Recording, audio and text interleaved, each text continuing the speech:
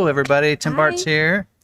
Sarah Davis. We're here with you at McArthur Ford, and this is what? We got the 7th of February, day before we fly out to the Chicago Auto Show, so we're looking forward to that. But did put a poll in here for you guys tonight as we do our intro in here. For those of you that are watching this live, don't forget we are recording this as a podcast as well, so that way you can listen to it later if you want to on your favorite podcasting apps. Unless Apple is your favorite podcasting app, but otherwise all the others are available. Of course, you can see it on our website as well.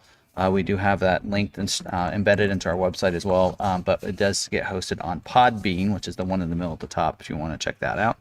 For those of you checking the podcast out, want to watch this live, don't forget Tuesday night, 7 p.m. Every week we're right here on the YouTube channel. And so the poll there says, what are your favorite accessories? Tonneau bed covers, bed liner, paint protection, splash guard. So vote for your favorite one. Looks like right now first place is the tonneau bed cover. We'll talk a little bit more about that after getting done with our intros and everything. But don't forget, if you're new to the channel, subscribe, bell notification, all that stuff. You guys know all about that. And don't forget to smash that like button. I know on live streams we tend to forget that. Watched a couple last night, and so I make sure to always do that on those live streams. So, all right. So, and don't forget about membership, sir. Yes. You want to talk about that? So if you would like to join us as a member, you can go over to that subscribe button right beside it. It's going to be join. When you first see it, it'll tell you all about the perks that we offer. But if you're an Apple user, you have to do things a little differently. So you're going to have to go to your web browser, whatever you use, and go up there to the web address for YouTube. And there's the little A and the big A. You're going to click on that and then request desktop mode. And then it should appear for you. Yep. Very simple. Just a little bit thing there you got to do for if you're on an iPad or an iPhone. Not a big deal. There you go. And then, of course, you will always find our membership content. And you do become a member by clicking on the membership section there, and that's where we're going to find some of that. And while we're traveling this week, tomorrow, the next day, we're going to be posting different stuff in there. So you definitely, if you're a member, make sure you're checking that out. And usually you get notified every time something drops there, whether it be a video or a post or whatever. But that's where you're going to find some of that content in there if you're looking for it. If you're new to the member, go there, check out some of our previous things that we've done, and you can watch those right in there as well. So. Speaking of members, who we got in here tonight? We got a lot of members in here. Ed C. I haven't seen Ed C's username in a while. He says hello. Good evening, everyone. MD Buck says hello. Branson MG. Ragnar Khan is here. Fear not, viewers. It is I, a fellow viewer, here to view along with you, viewers, as we view this live stream today. He always has fun things to say. Every entrance. Yeah. James Chapman, hello, Ridgeview and everyone. And we do have Ridgeview in there with us, our moderator. A moderator. Niles is in the house. He's not a member, but he's part of the Long McArthur crew. Oh, yes, he's got his performance shirt on. Now says that's a sharp shirt you got on. Yeah. Talking about aftermarket stuff tonight. It actually is a coincidence, to be honest. Spexnator. We got Terry McGee. Joel Mendoza. Hello, everyone. Barry Brown. Let's see. Patricia Ward is here. got a lot of members in the house. Yeah. Alan, did you mention him? I hadn't yet. Said Long McArthur and Sarah Davis. Good evening. Vincent Marino. Elizabeth Kittrell. Picked the right time to be in Jerry Florida. Parada. Hello, all. Yep. So, by the way, and I'll mention it here in just a little bit. We'll talk about different YouTube channels that we follow. But Ridgeview's Maverick was featured in one of the Johnny's Car Care Reviews video that was went yesterday. So, I linked it in the description so you can check it out under the channels that we support. Check out that video and you can see. And yes, those accessories were put on here at Long McArthur by Niles and his crew. So yes, a lot of those were added right here at the dealership before he came and picked it up. He did fly in. Yeah. Actually, I think at that one he drove in and traded in a vehicle and drove that back. So long trip there and back. I think he could probably say the trip back was more comfortable than the trip out. So, and anyway, some speaking of some of the other stuff, don't forget we do have some membership, or if you want any of the merch, whatever, link is in the description as well as below the video. Not the lives. It's only on the other videos. Not on live. The merch section with the boxes with the products, they don't show up under live streams. Go to one of our other videos and you'll find it very easily. Link in the description too. I like to link all this stuff in the description. I'm real detailed about that. Just click a little arrow usually, or those are more. All the links that we're going to talk about today will be in there. We're going to reference a couple different articles, different places, and those are in there. I always like to give credit where they're at, or where they're due. So, welcome to the crew, Feld Gary 53. All right, welcome. Glad to have you in. All right, some of the recent videos that we did, we've been doing shorts and regular videos. So we dropped 4 videos this week since the last live stream, as well as 4 shorts. And so for some of the videos, these are all, again, linked in the description under recent videos. We did one on the LMP 750 packages, all the different packages, which, by the way, Niles can tell us all about those. They do those right here, along McArthur Performance, put those on. We did 7 things missing on your 23 F-150, and a lot of people like that video. Basically talked about all the removal items that are going on the F-150, and somebody wanted us to do the same thing on the other vehicles, on Super Duty and some others. And Super Duty really doesn't have too many. I actually looked them up, and I'm like, there really aren't any, so yet. And then, so anyway, so we might do more of those. Some people asked about the Maverick, but again, there's just some changes more than anything. And then also we did the first look of the Heritage Bronco Sport edition. Of course, that was Stacy's, one of our members. It was her Bronco Sport that we did a walk around on, and we did a first look on the Bronco Everglades as well. So, and that was someone that also watches our videos. Not sure if they're a member, but watches our videos, and took delivery theirs on Saturday. Missed them. I was doing a video while they were here delivering, and so I missed them. I wasn't able to. I said, you should have come and got me. But anyway, so then we had shorts to go along with it. We talked about the Heritage Secret Paint. That's pretty cool. You got to check that short out. And we didn't mean for them to match up with the videos that we were also producing. Yep, they kind of did. I actually partway through I wanted them to match up, but yeah, that's kind of the goal. If I'm gonna do a video on something, she's gonna do a short, so we can kind of like that day at 4 o'clock you get the short, and then the video comes out that night. That kind of thing. So there's Bronco Everglades one that we did, Bronco Sport Heritage, the Heritage F-150 Heritage, the paint scheme and how they actually paint the vehicle. If you remember, you already know I've talked about it on our lot walks, but she did a short on it as well, which I think is kind of unique and different. And then the Race Red Maverick that basically had a business. This is the second one. They had one wrapped last year for a 22 Maverick that they received. They actually ordered them both last year. They received one this year and one last year, and so they did a wrap on this one as well. And actually not sure. I think actually that was done strictly right through Sign Pro. So Niles does not have the answer to the wrap on that. So if you guys are asking, he doesn't know. I did find out how much that was. Oh yeah? Bill said it was between $35,000 and $4,000. I was thinking probably 4. So there you go. So if you wanted to do a full wrap, which I actually thought was kind of weird, was why they originally ordered a hot pepper red, because that cost extra for that color, and then wrap it. I wasn't sure why they did that, but door jams? Maybe because they thought it would match up closer. I don't know. Anyway, so links to all those videos are down there. This week we do have one that's going to drop tomorrow, the Heritage F-150. I forgot to put that in the description.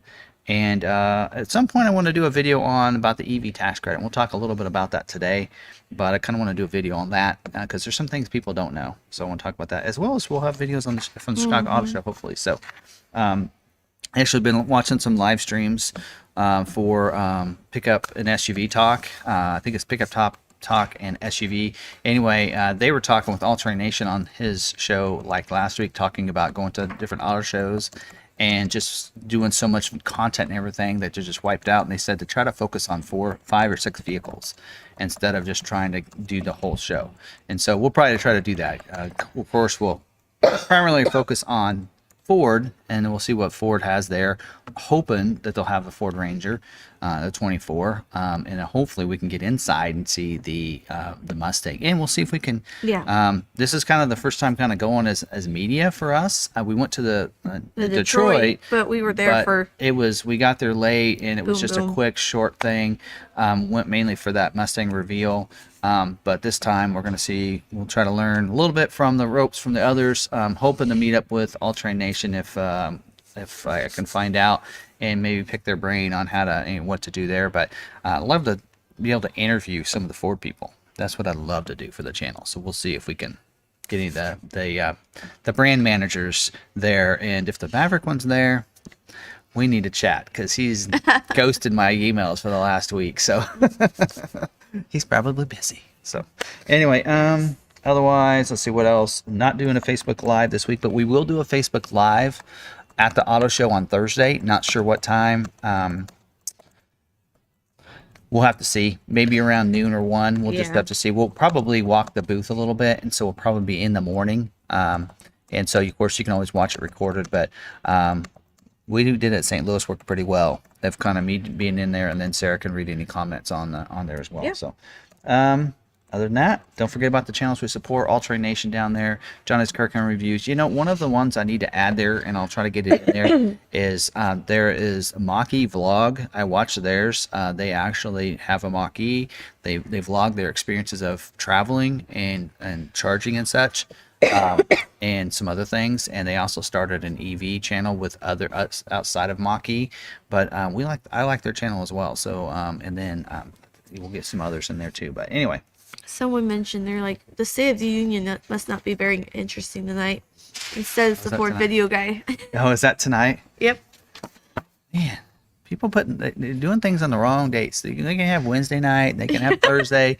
Basketball. What are they playing? Basketball on Tuesday night. I miss all the KU games. But this is more important. I enjoy it more anyway. All right.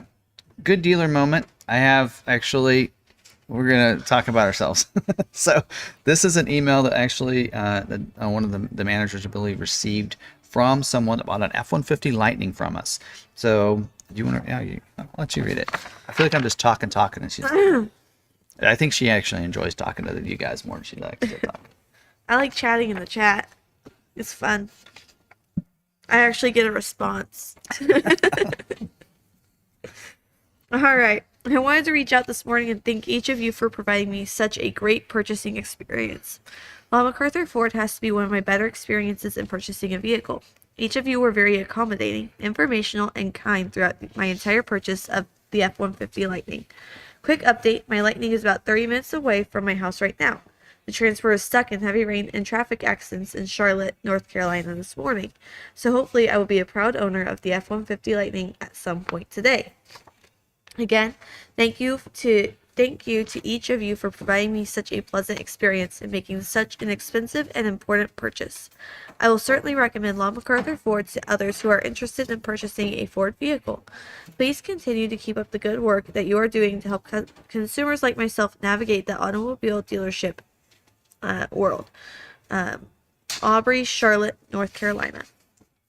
All right, she got one of our Lightning reservation holders waited a long time. She waited longer than a lot of you Maverick people have. So, because I don't know if you remember, but F-150 Lightning reservation actually opened before the Maverick opened for the 22 model year. So for some of you that are still waiting on your original 22 order, she had put her reservation in at that time and finally got hers recently. So yes. So, and we actually do have another member that posted something on actually one of the forums, and I found it. So if we don't get any other dealer news highlights, we'll have to brag about ourselves again next week. So you guys got to bring us some back. So, and John Ashton, so he is a 8 months member and says, you two are wonderful. Keep up the good work. Thank you. Thank you. Appreciate it. All right, moving on down. Let's go to the scheduling information, and now we got 153 votes on that already, so that's good. If you haven't voted, there's I voted. According to this, there's been 300. There's 300 people, and I don't know if there is or not, but you all need to vote. So we're gonna close it here pretty soon. So I'm gonna do scheduling information, and then we're gonna close it. Yep. Okay. Just because. Anyway, so let's move to scheduling information. So the 20. Ooh, that's a 24 Mustang on here. It says scheduling notes. Can't even order them yet. I checked. All right. It says 24 model year system fill has begun. Company vehicle orders only. Weird. I have no information about that. Just now I'm noticing that because I actually overlooked it. It says no scheduling for the Mustang. I thought that should actually say 23 model year Mustang, but it is say 24 model year Mustang in here. And then the note is 24 model year system fill has begun. Company vehicle orders only. So hopefully we can get some information tomorrow. I mean Thursday at the auto show and find out when we're going to start being able to order these. Should be soon. 23 model year Escape. It says limited scheduling, retails only. It says base and hybrid orders are retail only. Plug-in retail order bank shut off 1:30, which we actually told you that information a couple weeks ago.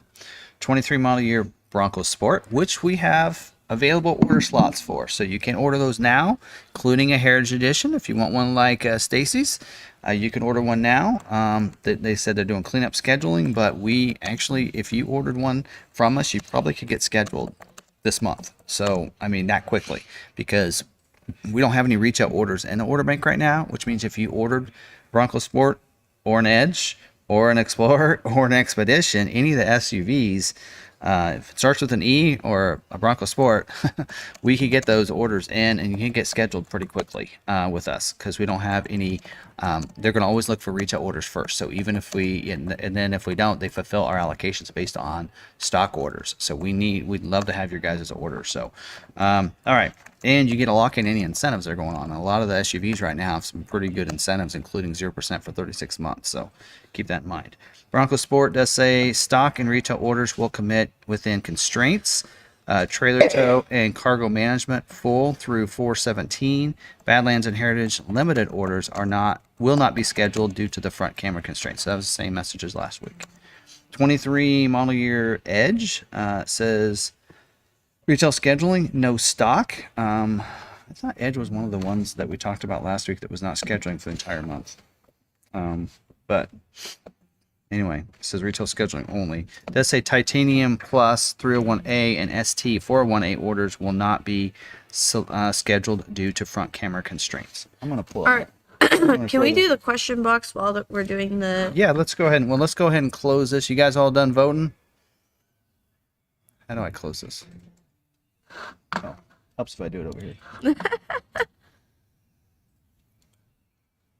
Let's end the poll. Wow, that is like overwhelming. So there you go. So 51% said the there you go. 51% tonneau covers, 34% bed liners, and 7% paint protection and splash guards, which almost goes hand in hand with the constraints. It's just funny because what is it? The splash guards is like 5% is their capacity. So, which is kind of funny. And then, so there you go. And then the paint protection. So just for you guys out there, in my opinion, all those should not be put on your orders. So do not order any of those from the factory. Do them all later. And so especially the paint protection, splash guards, and the tonneau covers. Those will all hold up your builds and put them behind everybody else's. Bed liner right now on certain vehicles is okay. F-150, it will hold them up. Super Duty will definitely hold them up. And on the Maverick, right now they're within their capacity, but I'd rather take the 60% that'll get scheduled versus that 40% number. So anyway, so there you go. But it was good information for Niles, who's in here. So I thought we'd talk about that. So, all right, let me pull up real quick. I want to pull up last week's scheduling information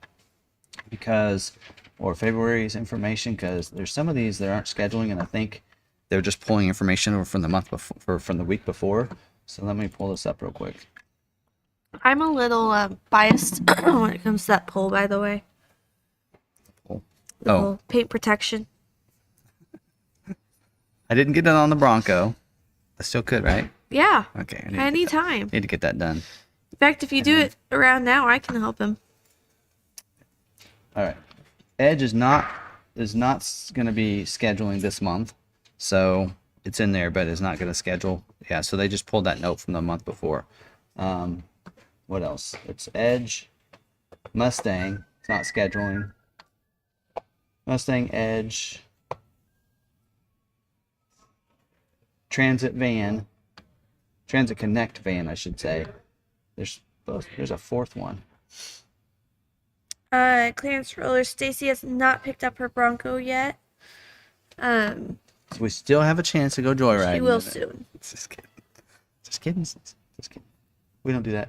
All right, so I guess just those three. I thought there was another one, but just those Wait, we're two ones. not? All right, moving on. The 23 Bronco says limited scheduling, Raptor Heritage limited only. It says no scheduling for the Everglades base, manual transmission, Badlands with the optional wheel.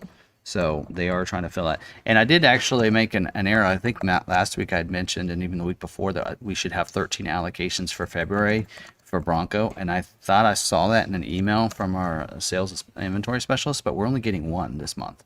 And I was like, well, that doesn't make sense. We have 11 that need to be scheduled yet. Why are we only getting one when we usually get like 13, 10 to 13? And I did some looking and digging of the unscheduled orders that we have. There's one Heritage Edition. So I think they gave us the one to fulfill that Heritage Edition.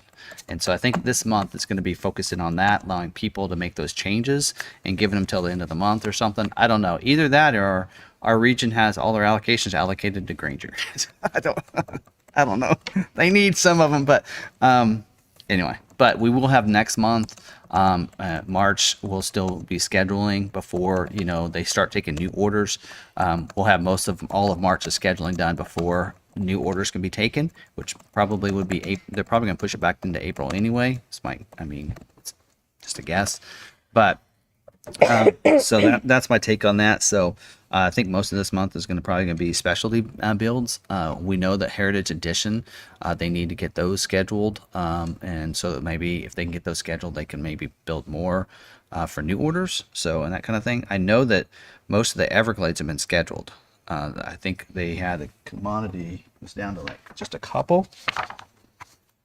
Let's look it up. Yeah, they're just, well, now there's 4 orders. How did they gain one? Somebody switched theirs. Somebody switched to Everglades. Anyway, there's like 4 orders. I probably shouldn't tell you that, but that's all right. Ford hasn't come at me yet. Hey, they're down to just 9,000 wild track orders now, unscheduled from 11,000. So they scheduled 2,000 wild tracks last week, the week before. Anyway, I could share some of the other numbers, but base, they're down to 1,500. Rest of them are about where they were. They didn't really schedule anything but for base, it looks like, and some wild tracks last week. Well, they did schedule some base, some balance. Anyway, I'm sorry, I'm looking at this and going through this. All right, moving on. 23 Explorer says no stock scheduling. Base 100A and plug-in are retail orders only. 23 Expedition, no stock schedule. I don't think there's going to be a lot of scheduling this week. Doesn't look like.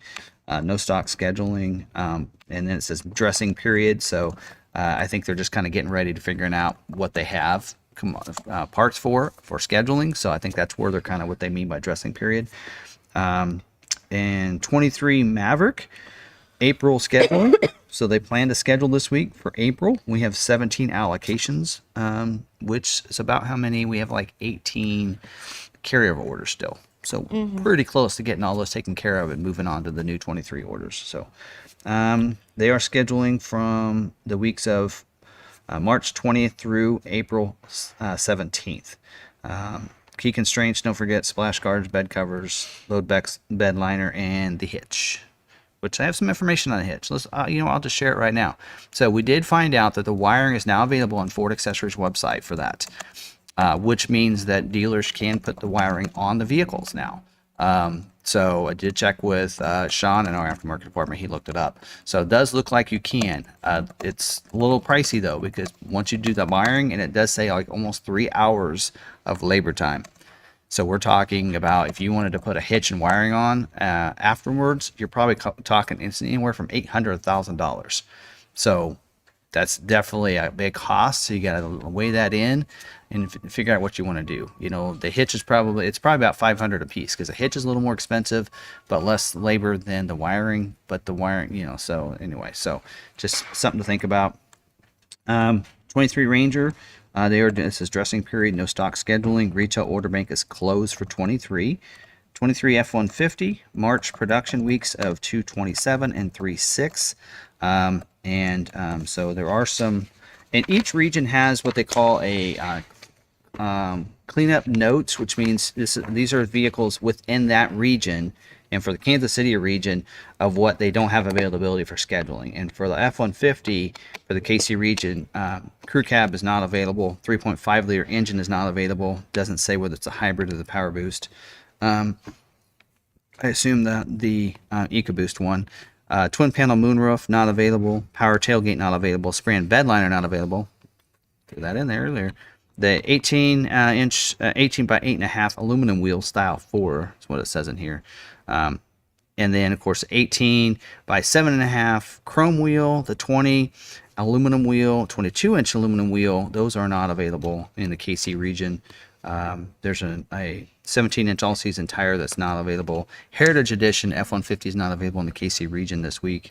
And Maxtra, the tow package, is not available. So if you're in the KC region and have something like those things on your order, you probably will not get scheduled. So if you have an order with us and that kind of thing. The Super Duty is scheduling. Limited Kentucky truck scheduling. And Ohio plant is scheduling. Of course, same things as last week. Don't forget, we're not to job 2 yet, so no King Ranch, Platinum, or Limited yet. And then also don't forget to take that upfitter integration system off your order if you have it. You need to remove that. And some other things. So in the KC region, it does say the interface module, the one we just talked about, is not available. The power inverter is not available. The heavy duty alternator not available in the KC region. 360-degree camera, the Lux nut cap, that must be the kit, the locking lug nuts, I assume. Anyway, so there you go. Those are things in the KC region that's not scheduling. Let's see, what else? We got the Transit Connect van, which said it's not scheduling this month. Not scheduling the wagon either this week. And then the Transit, limited scheduling, BEV only. So the EV, the E-Transit's the only thing scheduling this week. And they still have about 14.5% remaining in the KC region that need to be scheduled. So otherwise, most of those BEVs are going to be good to go there. So there you go. That's scheduling for Ford. Again, we're not a Lincoln dealer, so we're not going to cover Lincoln. All right. We do have some. Someone asked if Mavericks are previewing, and we do have some previewing. Not today. I saw some. Oh yeah. Yeah. Oh, that's a change. So because when I looked, they weren't previewing, but most of the ones, they were probably all the 10, 11, 12s, weren't they? There were 19 previewing, and I looked, and there were only like 3 of them were 10s, 2 were 11s, no 12s, and I think all the 12s are scheduled. And the rest are 13s. And about half and half of our 13s are eco, half are hybrids. About all of our 10 and 11s are hybrids. So out of those 10, or out of the 10s, the 2 that we're scheduling, one was hybrid and one was EcoBoost. What about our Party 2? Oh, I didn't look at those. We have one Party 2 that Ford made us put as a stock. It's one of the canceled orders, and it still will not pull that order for some reason. That's something I've contacted the brand manager about, our sales and inventory manager, and I guess they don't care. But anyway, thank you for. Anyway, moving on. Let's talk a couple things I want to talk about before we get into dealer news. Just some reminders. It's kind of a McArthur reminders instead of what Ford reminding dealers to do. One of them is the. She's still getting over this cold. So you just type, I'll talk. The Maverick Lariat Luxury Package. I've seen several people on Reddit this week that said, hey, I got my order in, but it did not have the Copilot 360 or the adaptive cruise control and the lane centering on my order. And they said, I guess I needed some package. So that's why it's very important to watch the videos that we do. I think that, we do them for a reason, and that's to inform people and let people know what's going on. And every model year, I do a what's new or what's changed from the previous model year when it comes to the order guide and how things can be ordered. And I covered that information on that video. And so I think those are very important videos to get out there, and I do them for that reason, to kind of help everybody out. So that's something you need to remember. So if you do have a Maverick Lariat and you have the luxury package, don't forget, if you want the adaptive cruise and the lane centering, the rear parking sensors, you've got to add that Copilot 360 Assist Plus package at $750. That has to be added. And I had some people in that group said, oh, so they took things off and then kept the price the same. Well, no, they lowered the price from $3,750 down to like $2,600, right? And then they took those things off. Did kind of do some math. If you did add them back on, it would be a price increase by $500. But it is what it is. So, and then of course, don't forget spraying, most of you know, spraying bed liner and the bed rails and the remote start are no longer in either one of the two luxury packages. So if you're wanting any of those, you'll need to add those on as well. So just something to think about there. Also, did notice somebody did a video this week on the miles per gallon changing or being different on the Maverick. So let me go over here, see if this works. All right. We do have those. So here they are off of the fueleconomy.gov website here. So you can see there it is the difference. The one on the left there, the box on the left, is your 22 versus 23 front wheel drive hybrid. So you can see the combined stayed the same, but your city changed from 42 and 22 to 40 this year, which I think is unusual that the highway stayed the same, the city lowered, but yet your combined stayed the same. So I don't know if what their math is up there, but anyway, that's changed. Now, if you look at the EcoBoost front wheel drive, that changed as well. The combined went down, as you can see, but the 2 miles per gallon stayed the same. So I don't know about that there. So I don't know if a different fuel tank, a smaller fuel tank, I don't know, because your miles per gallon didn't go any different, but your combined, I don't know. Anyway, maybe somebody else that's smarter than me can educate me on that. So, and then here is the all-wheel drive, and I actually threw in the trimmer because we didn't have that in 22, but your 22 versus 23 all-wheel drive, and you notice the combined went down as well. Highway did go down 1 mile per gallon. So anyway, so there you go. And so you can kind of see how that works out there. So anyway, somebody did a video. I haven't had a chance to watch his video. I can't remember his name, but anyway, he's a very good YouTuber that has done some video, I think, analyzing this probably. But there you go. So there is just something to take a look at, on that has changed and updated. So take it what you will there. I guess I don't worry about it too much. You got Maverick? Are you worried about it? No. So, I mean, a lot of that has to do with how you drive the vehicle too. Yes. I don't think anything's changed between 22 and 23. Yeah. I always say it always depends on who's driving. Like, I drive with a heavier foot, so I get 19 to 22. My husband has a lighter foot. He's been driving a hybrid a lot longer than I have. And I don't drive a hybrid, but he drives a hybrid, and he gets 35 to 40 out of it. Yeah. But it's all who's driving it that makes the difference. Yeah. Someone asked what drive like your mom. is. Do what? What does previewing mean? Previewing means that the orders that we have put in are being looked at to get scheduled.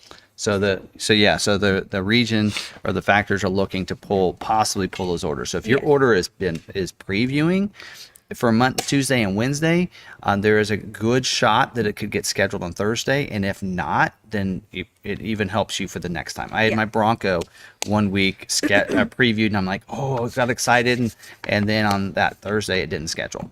But then the next week it previewed again, and then it did schedule the second week. So it's always a good thing if your order is being looked at and being previewed in the ordering system. Only your dealerships would know that.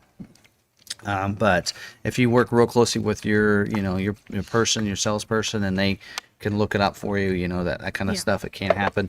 Please don't go over that with us. It's we have a lot of orders, and it would be really difficult for us to look up and see each one of them and that kind of thing. So anyway, Also to note, if you have a question, please go up to the blue box, drop it down. I know that we didn't have some people in here when we put it up, so if you have a question, drop it over there.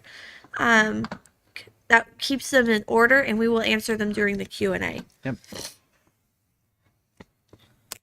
All right. A couple different things I want to cover in Ford news information. And I'm going to try this over here. See if this works. See how this works. Anyway. All right. First of all, we do have... What am I doing? Where's it at? It's down here. I was figuring that. I think Jolie, there we go. There we go. You what now? Jolie, does she like her Maverick? Yes. They went. They went and did a picnic. They did a picnic in the bed. In the bed. And they had they're loving it. Jaden, the dog puppy. And all right. Yeah. So this week we did see that Ford is returning to Formula One racing. This is actually from Ford's public release off of media.ford.com.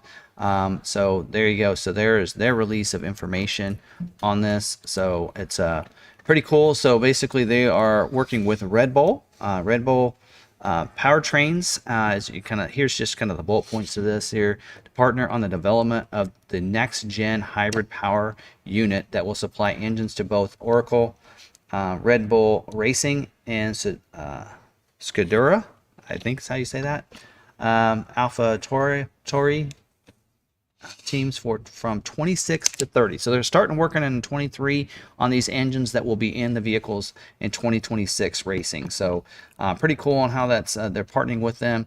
There are a couple of cool videos, and I have those linked in the description if you want to check that out, or go to this link and you can check it out too. But this one here is about 2.5 minutes, and it's a really cool video of the person that is going to do the strategy analysis and such for the race, and that she is like one of the best in the business, and is people seek her out, and she's gonna be working with Ford and Red Bull Racing, and she's excited about it because her heritage goes back to Ford Racing and with her dad. Anyway, you got to watch that video. It's really really impactful video, so check that out, as well as have another little teaser video here as well if you want to check that one out. So I'm not going to play those because last time I did that with the Ranger video, it took the video off and I had to edit the video out in the live stream, which takes out takes out you guys' chat, so I don't like to edit the videos in the live stream. So there you go. Pretty cool. So one of the things to note that I thought was really fun as they talked about with this is actually, you know what, I forgot the dealer news updates. I'm going to go back to that. I didn't talk about everything yet. Anyway, something to note is that what's cool about this is now Ford is going to be one of the few manufacturers that's doing racing in about every type of racing circuit there is. You have between grassroots motorsports to Formula One is what they said. They're going to be at the Le Mans 24 hours.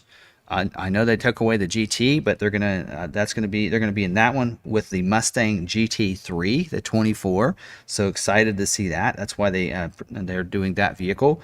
Also, they're gonna have the Ford Puma Hybrid Rally 1 in the for the M Sports, or with the M Sport Ford Puma Hybrid Rally 1 should say.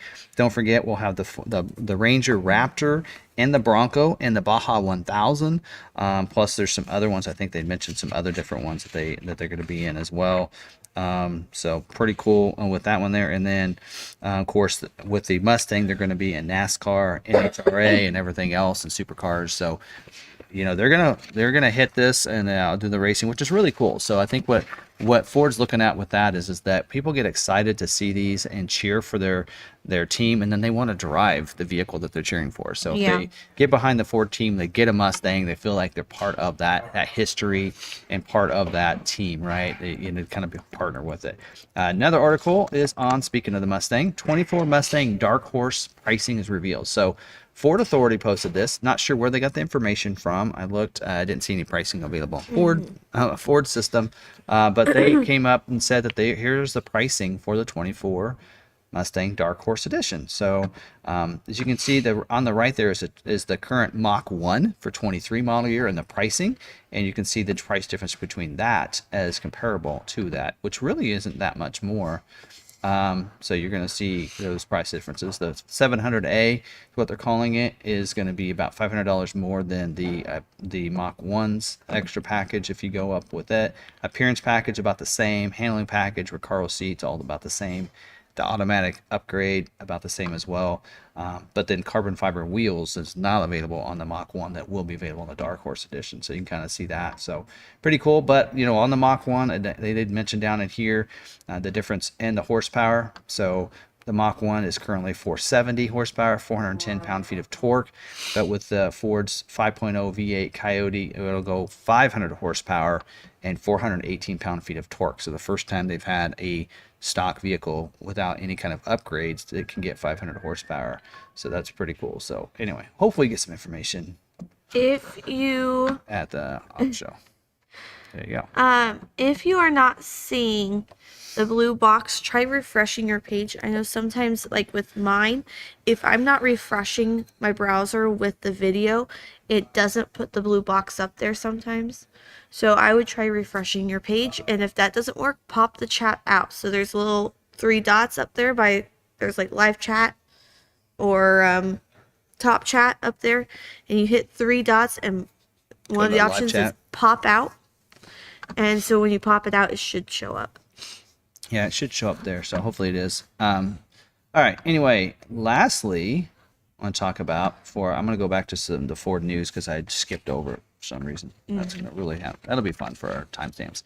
Anyway, so IRS updated. Don't worry, I'll just get it all figured out while we're driving to Chicago or to Kansas City. All right, so IRS updated and I'd say reclassified some of the Ford vehicles and other vehicles as well. So you notice here, Ford now has all their vehicles have an $80,000 MSRP limit on them. So there you go. So those have been updated now. So now all of the Mach-Es, so even the GT Performance is going to be under that, because we have some GT Mach-Es here. They're like 72 or something MSRP. So they're all there, especially with the price lowering.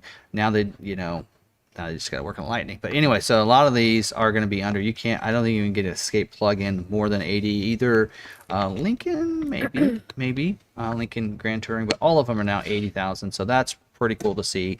They should be available, and that's going to be retroactive to the 1st.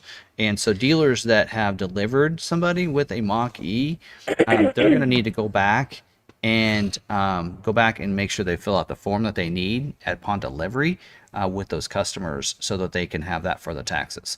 And then, of course, they have to send that in. So I heard some dealers aren't doing that, so shame on them. But we are. I just want to shout out Ridgeview. He's great for moderation. He's doing a great job tonight. Yeah. Yeah. He does a great job every night. Yes, he does. He's a huge help for us. Yep. All right, going back, there's some dealer news updates that I wanted to cover, and I forgot. I skipped right over it. One of them is, we'll talk about that. We'll talk about this one when we talk about our topic, because it kind of goes hand in hand with that.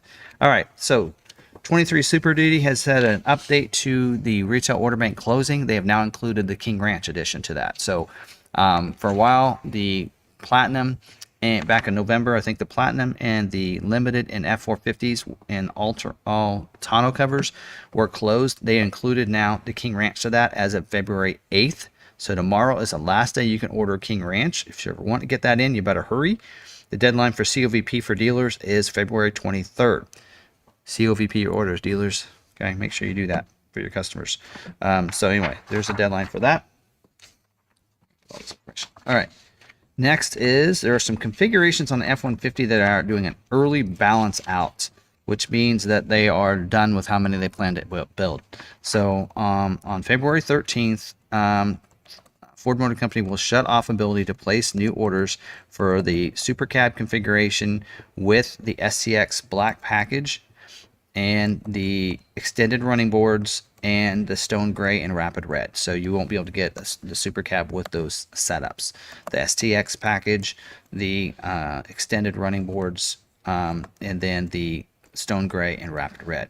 Also, new XLT and Lariat trims with two-tone paint option will be shut off as well. So our owner will not be happy with that. So Wes is real big. Hey, we need more trucks out here with two-tone on it. So Yeah, he loves that two-tone. well, the reason why we don't have any, they sell. I'm like, I like them. I do. I like two-tone. I don't, but hey, I do. that's why they make options. Yeah. All right. Also, due to supply chain constraints, STX Black package on Super Cab orders is now only compatible with the 3.5 EcoBoost motor. F-150 retail orders placed prior to 2.6 with STX Black package and 2.7 or 5.0 will be built. So if you did place those before then, they will build them. So retail orders placed prior to 2.13 with the following will still be built for the retail with retail Super Cab orders with the STX package.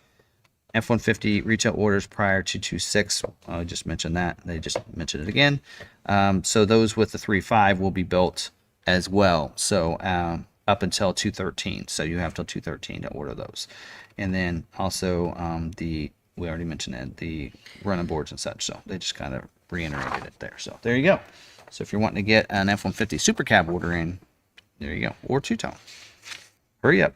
Oh, speaking of hurrying up, the F-150 Lightning Wave 7, if you received an invite, which we didn't get any kind of notification on who we had, did email someone, and they actually emailed me back and said, and found out how we could look up all of ours. I had to look up all the reservation orders to get this, but I figured it out.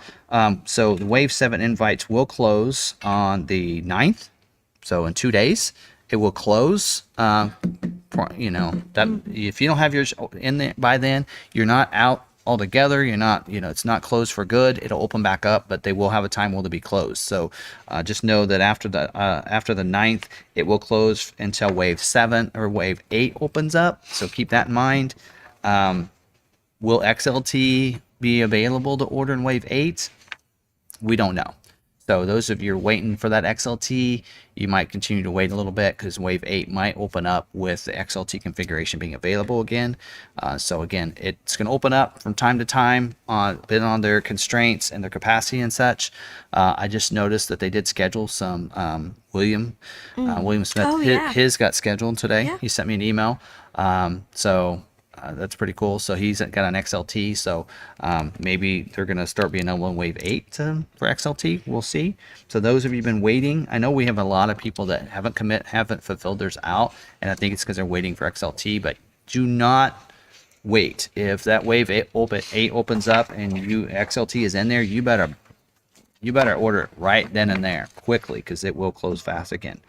All right. What else? I had one other thing. If you're struggling with the blue box, I can read it off and do it, or if we're waiting to do that, then what I've been doing is I highlight your comment with your name and I put it in the blue box for you, so that way you're in line. We like to and I'm keeping track. Makes it a little bit easier for her to especially reading off those questions. All right, so we'll get to those in just a second. So one of the questions for is it true this week? I'm struggling with this, but I thought I'd highlight. So is it true that the EV tax credit limit is based on the selling price instead of the MSRP? And that is not true. So for those of you that are buying an EV vehicle, if you're watching a dealer and maybe they're selling a vehicle maybe under MSRP, which we're seeing that happen a little bit at some dealers.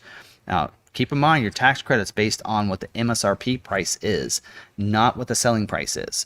And it is also based before the destination and delivery charge. So when you look on that window sticker, that bottom number isn't what is the limit or what that price is. You got to take off the destination delivery. So basically what it was cost for or what they charged when it leaves the plant, not when it's shipped out. So the destination delivery charge is the shipping from the factory to the dealer. That is not considered into the number for the IRS. So keep that in mind. So a lot of people just want to make sure you know that. So if you're looking out there looking to get an EV vehicle, and you're seeing prices out there and you're getting close to that 80, don't always look at the selling price. Look at what that MSRP price is and take off the destination delivery. So so it is not the selling price, it's not sales tax and everything. Any accessories you add on the dealer, that's not included either, just the selling price. You want to make sure too, when the dealership fills out that form, that they put the correct price in there as well for you, because that's what you're going to need to hand in for the IRS. So you want to make sure that's correct with your dealer. So you'll want to make sure they correct that. So now let's talk about this week's topic, things to think about before you make changes on your order. So there was a price increase on the Maverick this week. So it happened on Wednesday, the day after the live stream. Always happens that way. So there was a mid-year price increase. All trim levels went up $400 and the destination delivery went up $100. So basically every vehicle's went up $500. But if you have an order already in, then you're not going to see the price increase. The only time you'd see that price increase, as long as the dealership does their job right, is if you purchase a vehicle that somebody did not take. So let's say there's a Maverick that becomes available, you will have to pay that higher price. Other than that, you will not have to. So Ford even says in here, automatic price protection will be provided on a firm 2023 model fleet retail and demonstrator orders signed and dated on or before January 31st, 2023. Well, they had to be ordered long before that, right? And received by Ford Motor Company before February 6th, 2023. So we're going to talk a little bit about price protection, and this is something I've talked about a lot, and I've had people actually give me a rap and say that, oh, all your live streams are the same, you just put a different number in front of it and talk about the same topics. Well, I talk about topics that are relevant, and if there are still people out there confused and need help and have questions, I'm going to talk about it. So that's what we're going to talk about again, is the price protection, but briefly. So there are some things that on the price protection that you need to keep in mind, is the dealer is supposed to price protect based on the price it was when you ordered the vehicle. So if you have an order sheet, that will help you, but the DORA will really help you, because that is the price that it was when you ordered. That's Ford's confirmation of that order. So it's the DORA stands for Dealer Order Receipt Acknowledgement. So that's Ford's acknowledgement that that order is in or a change was made. And so when I say a change, is that something we need to think about? We'll talk about in just a second about what changes will reflect what. So something else I want to help hopefully dealers out here as well that are in here. Let me show you something that I found this week. So let me close this here. Is that I found this little thing called Dealers Ask Ford. So this is cool. I was looking for an answer. I wasn't getting a response from the brand manager, as I mentioned. And so I'm like, how do I get information on whether or not what affects that price increase for dealers? It is, how do we know, hey, this was changed, we're supposed to price protect, because basically the dealer is supposed to honor the price and then they'll get reimbursed 60 days later, or they won't get reimbursed, right, if that thing was changed. So dealers even need to know for sure that they're going to be getting the money back from Ford. And so it said at the bottom of the sheet, go to this link. So up here in the little star at the top of FMC Dealer, you click that little gear, you go down to Dealers Ask Ford. And what's cool is you put in your question and they probably already answered it. So it's kind of like a forum with frequently asked questions. And I found some graphics I'm going to share with you guys from that, and hope that I don't get in trouble. So here we go. One of them is on the auto price protection. So we mentioned in here, it actually says automatic price protection will be provided, right? And it says in here, should a vehicle, it talks about the automatic price protection for dealers. So should a vehicle price change, confirmed retail and fleet vehicle orders are protected to the price levels, base price, options, and destination delivery that were in effect when the order was originally received. The vehicle must be sold to the customer who ordered the vehicle. So as long as you order the vehicle and you buy the vehicle, you're price protected.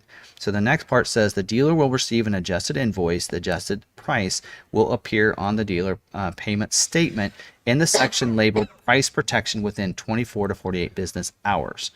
Dealer demo ordered vehicles that are retained in service for a minimum of 2 months qualify for sales price protection. So automatic price protection. So it tells you right there. That's what dealers are supposed to do. So there you go. Next thing is, what about X Plan? and Z plan and D plan. I get a lot of questions about this. And again, I'm bringing this up because I get a lot of questions about this.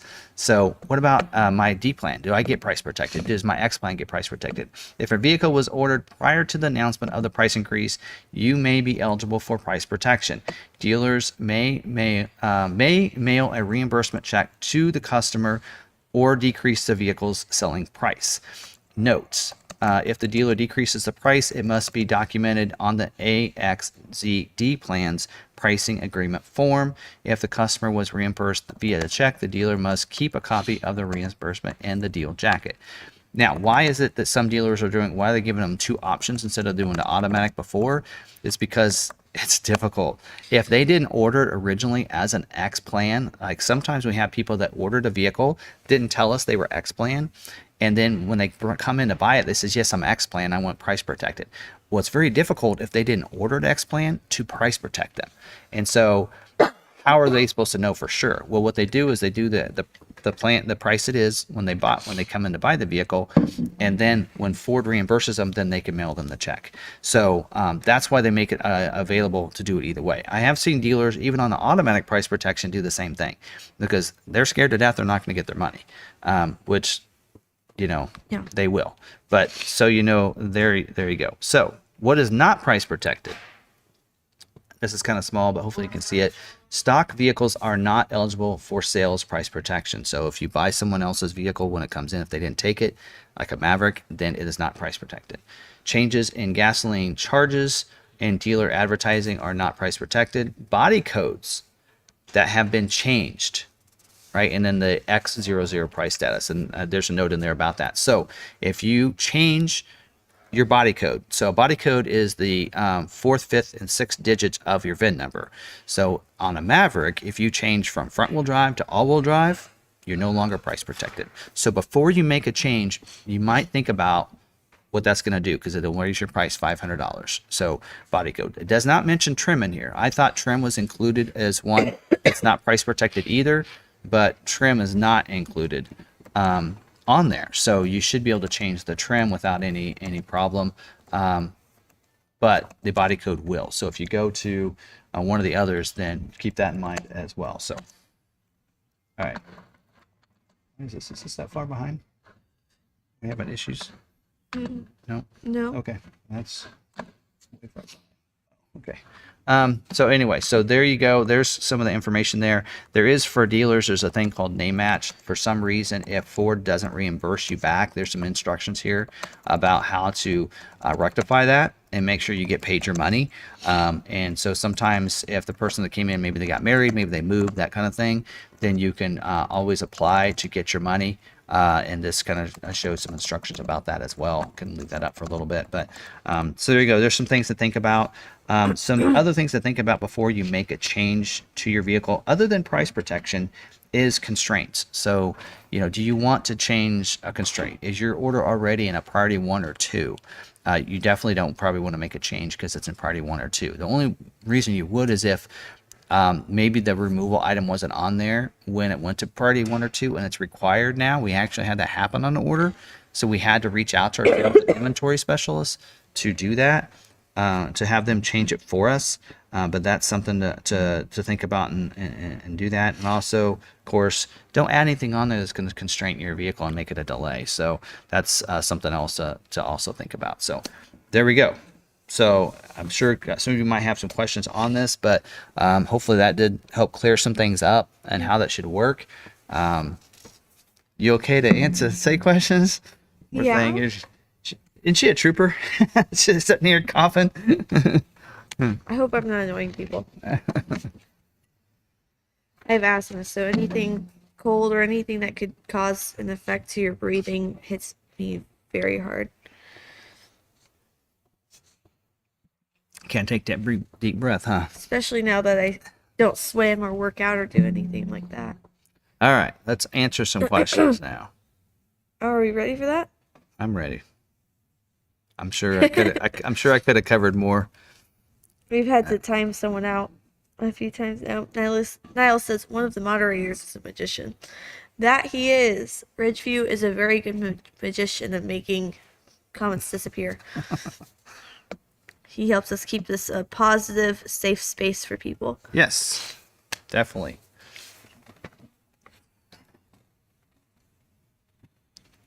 And that's the whole point of this is to stay positive, you know, I don't think and we've to answer actually questions. ever said that. Yeah. We're trying to stay positive for everyone.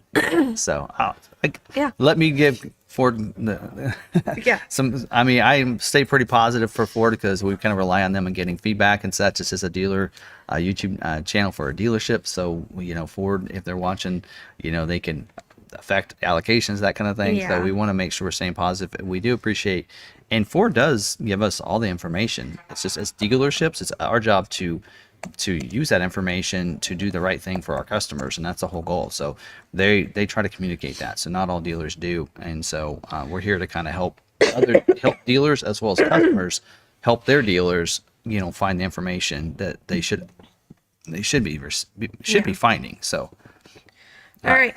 So our first question gets hidden by the the chat box, so I can't close that without losing all the questions. I can't even select it. Yeah, that's right. So Caleb Shores asked, the dealer is proactive about the 2500 Bronco deal. I made changes on the 16th to drop all the constraints, but the official Q&A states changes made as of the 18th. Anything on your end?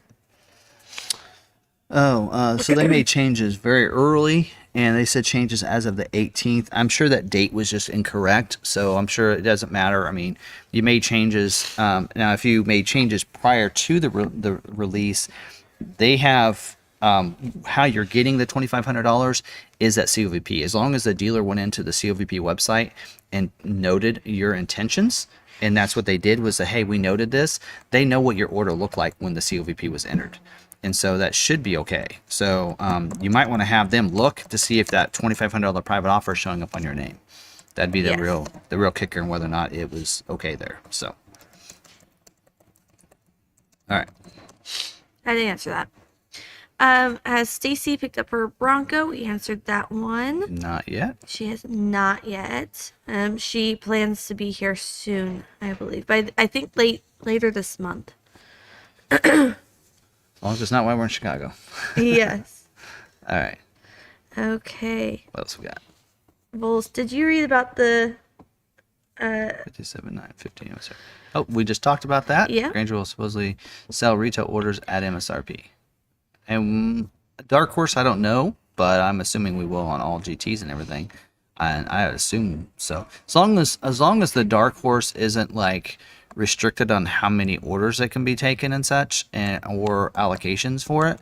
I mean, you know, like the reason Raptors are marked up, and we even mark up Raptors even on an ordered vehicle, is because of the exclusivity of it. So it's scheduled a lot lower number. If they want to cap any of those, then they will. If it's open like GT, then we'll probably do MSRP as well. So that's usually the thing. Just like on the Bronco Sport, the Heritage Edition, we're doing MSRP because those are readily available. They're not being capped at a number. Yeah. Whereas the Heritage Limited Edition, you know, we've seen some dealerships doing MSRP, and we're just going to follow suit with what other dealers are doing. If we see most of the dealerships, that's where they're selling them at, that's what we'll do as well. So we just look and see what the market looks like and price accordingly. One of the things we've learned that because back when COVID hit, we were selling everything like, you know, back of invoice or MSRP and such, and we had people buying Super Duties from us at MSRP and then going to take them to auctions and selling them for $5,000 over, and so we were seeing that happen all the time, and so we decided, well, why are they making the money on it? Let's just go ahead. And that's when we started marking up back when COVID hit, and the restrictions on how many vehicles we had, and there were dealerships that were still selling those at MSRP, and they then had no inventory at all. Yeah. So anyway, so. All right. Next. Daniel Hedario, because that looks right. The double L. I'm not sure. Yo. Hermosillo. Yes. Got a lesson 2 weeks ago. All right. Anyways, do you think adding pro power option like 2.4 kilowatts on Maverick would be cool? Oh, for Ford to do that? Yeah, it would be, but I don't think they will. So, might see it on Ranger. At least the 2.4, probably not anything higher than that. But, yep. So Yeah. I did actually saw somebody that did an F-150 Raptor video, and they since they couldn't get the 2.4 kilowatt, they had a 2.4 before, and they could run like 2 fans or something with it. But they noticed the 400 watt they couldn't, and so they were kind of bothered about that. So I could see that benefit, but 400 watts should be enough, especially for a small truck like that. But on a hybrid, hybrid probably could handle a 2.4. Yeah. Right. All right. Sina says, thank you for all the info. Any estimation on the wait time for a 23 Escape order? Hybrid. Not long. We actually are taking orders. We don't have any retail orders for Escape. Gas hybrid, we might have some. But as long as it's not a plug-in, well, hybrids are constrained a little bit, I would say. If you look at Escape gas, definitely shouldn't have an issue. But on a hybrid, it is a little constrained in I think their capacity is like 11% on the hybrid, if I remember right, maybe 9%. So it is a little bit lower. So it probably will take a little longer for it to get scheduled. And again, depending on your dealer, like for us, we don't have a lot of Escape orders. So if you ordered a hybrid with us, probably could get it quicker than if you order with a dealership that has more retail orders in their order banks and less allocations. So, yep. Yeah. All right. Any additional changes on Mach-E's? I think No. we went over that. Mm-mm. Okay. Sambo Joe C. Hi guys, how close to vehicle delivery should we apply for Ford financing to make it still valid at purchase time? When it gets here. Yep.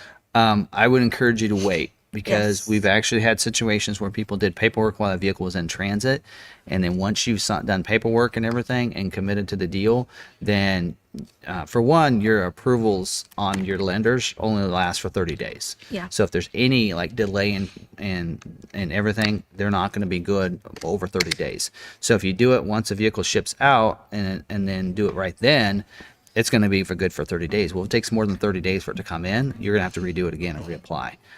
Plus, if you do the paperwork, then according to Ford, the vehicle has been delivered, so they no longer track the vehicle. Mm-hmm. We've actually had one where it took like 6 weeks instead of like 4, because that's what happened, and we couldn't track it. We had no idea where it was. Yeah. At all. And then Ford can't find it because according to them, it's been sold. Yeah. So they can't track it either anyway. So you want to wait until the vehicle comes into the dealership before you start doing that. Yep. So someone did ask how do you find out how many dealers or how many allocations a dealer has? And I can answer that one. They aren't obligated to tell you, and Ford doesn't put that anywhere for the dealerships, and so you can't really find that out unless the dealer is willing to disclose it to you. Our sales guys have no clue how many allocations we get unless we let them know. Like this week, we put something out and said, hey, we have this many available slots for allocations right now. If you have a customer that puts one in, you can get scheduled. Yeah. But typically For that, we don't yeah, tell we them. were like, hey, if a customer's thinking about placing an order, place one right now because we have allocations and no orders in there. Let's get one in. But yeah. Otherwise, Yeah. a dealership doesn't have to tell you, that kind of thing. But Yeah. some of them, if you ask, say, well, I just want to know if I should put one in with you or someone down the street. If you get a lot of allocations and you don't have a lot of orders, then I'll order with you. But if not, I'll go down the street or go to the, whatever, to the other dealership, because they can.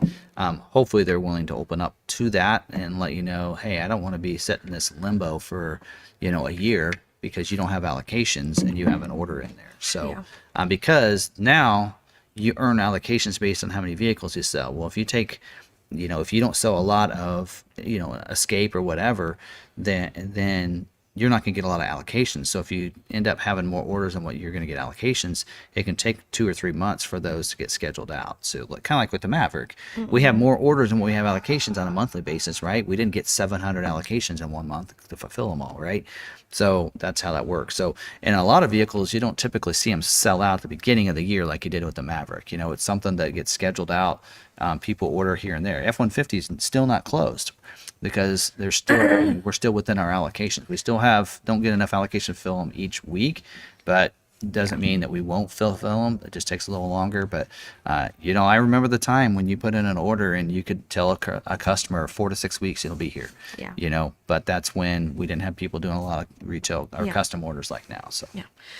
Ragnarcon says, feels like Tim walks a fine line between getting in trouble every show. If you're not in trouble, you're not working hard enough. I don't know. I really don't know if they actually watch any of these videos, so it's hard to tell. Nope. All right, next question from Curtis Zog. My Maverick was built January 12th and has been sitting at factory since. Dealer confirms still sitting at factory pending rail car load and ship. How long can I expect to wait before shipped? There's no correct answer on that because just depends. I mean, I've seen vehicles get looked at. Mine, I had an Expedition that sat at the factory 4 months. for 4 months. It was 2 months waiting on the chip. Finally got the chip, and then it sat there for 2 months before it actually got on a rail car. And so really just it's hard to tell. I think sometimes what happens is if they're busy and they can't get it on a rail car, they put it to the side, and then if other ones come up as they're doing that, I almost in my mind I picture the fact that there's parked vehicles, and then they park more vehicles behind them, and so then when they do have it freed up, they take the ones that were in the back first instead of the ones that are in the front, right? Or I mean the ones that are up here closer to them because they can't get those out. Right, and so that's my envision of what's happening, and I mean, it could really be happening that way. I don't know. I'd love to go and watch. Look at it. I won't let you in there, but I'd love to watch and see how that happens. First in, first out. Nope. Tim Bartz needs to be head of consumer affairs with Ford. Just saw that. All right. Kevin Sambos, will the Chicago Auto Show have a 24 Ranger there?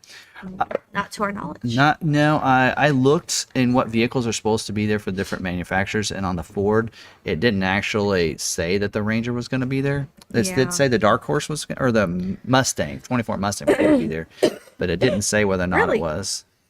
Yeah. The 24 Mustang. Well, it was in St. Louis, so I mean. The Dark Horse was there. Yes, the Dark Horse was there. But we didn't see anything else. Yeah, but we couldn't open it up. So hopefully we can see a 24 that we can open up and see inside as well. And then also we hope that the 24 Ranger's there. So I think maybe they didn't commit to it yet because they didn't know if they'd have one produced.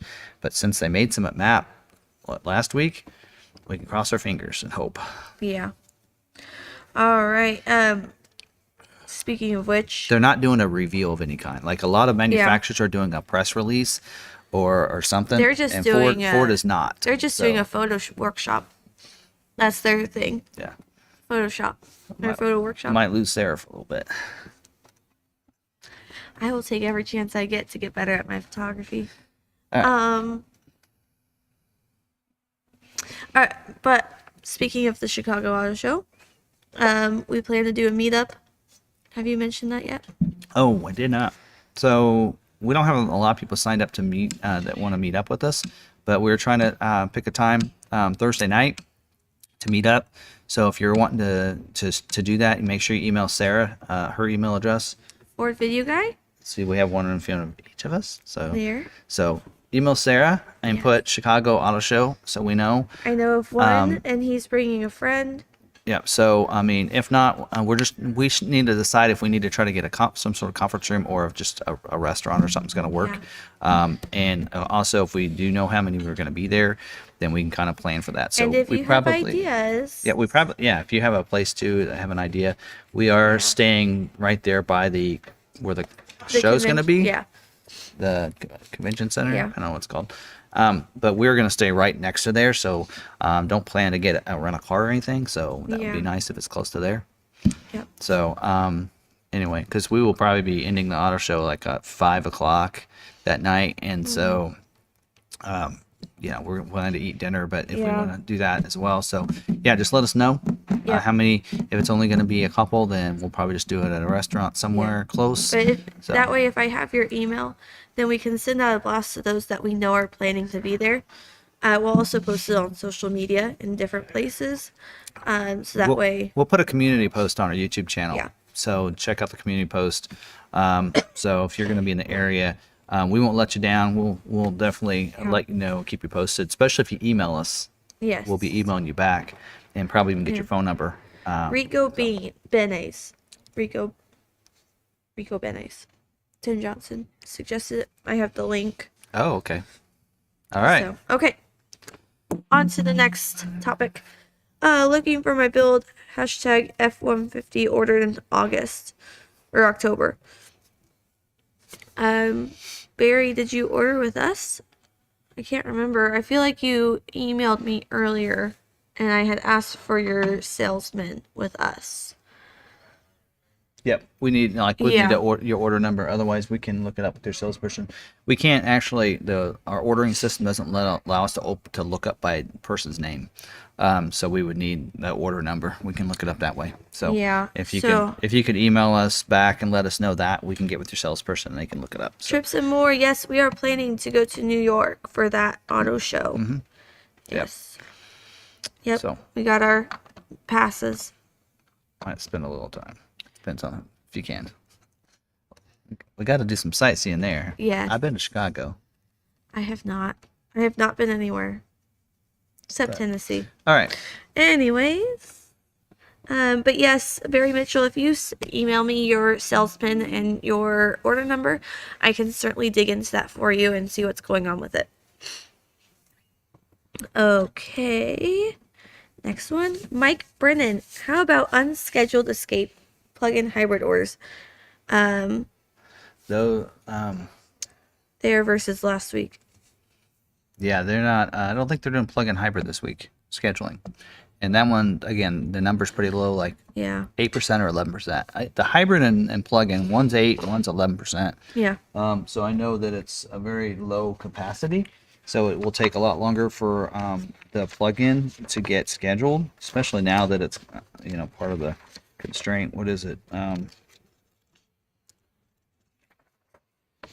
Plug-in is 11%, but 56% of the escape orders are currently a plug-in hybrid, and their capacity is 11%. So you can see they're over capacity right now. Hybrid is 17% orders to 8% capacity. So if you have a hybrid, you're a lot likely. Now, if you have a gas, right in, because only 27% of the orders are gas, and 81% is their capacity. So you can get a gas one ordered pretty quickly, or get it built real quickly. So.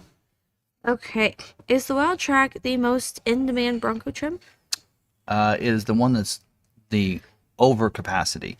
So when you look at the numbers, if you want to look at what's the most easily to build, so their capacity on what they can build, Outer Banks is number 1 at 29%. Then next is Big Ben, and then next is Badlands. And then Wild Track is next before the Black Diamond and Base for capacity wise. So that's kind of the order it goes. Yeah. But right now, most of the people ordered the Wild Track, and the reason that's taken longer, even though the capacity is up there, is because of that Sasquatch package and such. So that they had some problems with parts and such, and with those wheels and tires on those. So that's why they're having issues getting those scheduled. So the big issue on the Sasquatch isn't necessarily the suspension, it's the wheels and tires.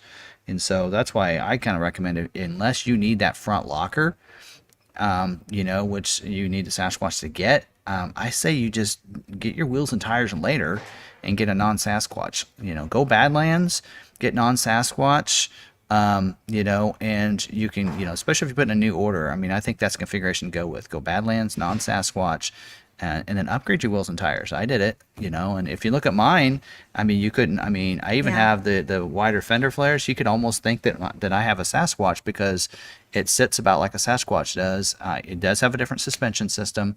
It does not have a front locker, but it looks it. So, that's an option for you. And I think Ford is actually coming up with a suspension upgrade for you that you can get on the vehicle if you're wanting the suspension and such. And so that you can get that $2,500 if it's all about the Sasquatch, and then you can go ahead and get the suspension upgrades for you, and then you can go that route. So anyway, all right, next. All right. Just wondering, when you jump start the Maverick Hybrid, do you connect under the back seat or the truck hood? Under the hood, there's actually some wires that come in, and you jump there. So you would connect your negative to a metal bolt somewhere on there, and then deposit it on the red there, and that's where you would jump it. So it actually runs through. The actual 12-volt battery is under the seat, but you actually jump it under the hood. First time I went to go jump a hybrid, because I was doing pictures, I was like, what is this? Yep. Fusions have been that way for years. So Yes. Okay. Awaiting scheduling of a 23 Bronco Heritage, and my dealer said I am priority 10. Any idea when I could expect to be scheduled? Bronco Heritage. So heritage vehicles, I should say. They're down to like 1,200 orders. Right now, that's 4%. They don't have the capacity there, but again, that's standard Sasquatch. But the reason that's not as much of an issue as like the Bronco, the Wild Track, and the Badlands with the Sasquatch is, again, wheels and tires are the main reason with that. And the wheels and tires are different on, well, the wheels are anyway, on the Heritage Edition, right? They're the white painted wheels. So they're different wheel than the Sasquatch will be. So that's why the Heritage Edition can be built a little bit easier and get scheduled than the others. Right now, I believe this might be the month for you because they are trying to schedule the Heritage Editions and those specialty vehicles, Raptors, Heritage, maybe, I only have 4 Everglades orders left, but I think Heritage might be the month for you. So I think they're going to try to schedule more of those this month. So 10's about the best you can go, so keep your fingers crossed and hope your dealer has allocations. Like I said, we only have 1 allocation and 1 Heritage order, which makes me think, in my gut, that that's the order that's going to get scheduled this month. So I think they're going to focus in on those Heritage Editions and Heritage Limiteds this month. So. All right. Don't have any confirmation. I don't have. Yeah. I'm not a person that has any kind of sources anywhere with Ford, so and they won't tell dealers anything. So I don't know. Do you know if Lightning 2-year free charge is attached to the VIN?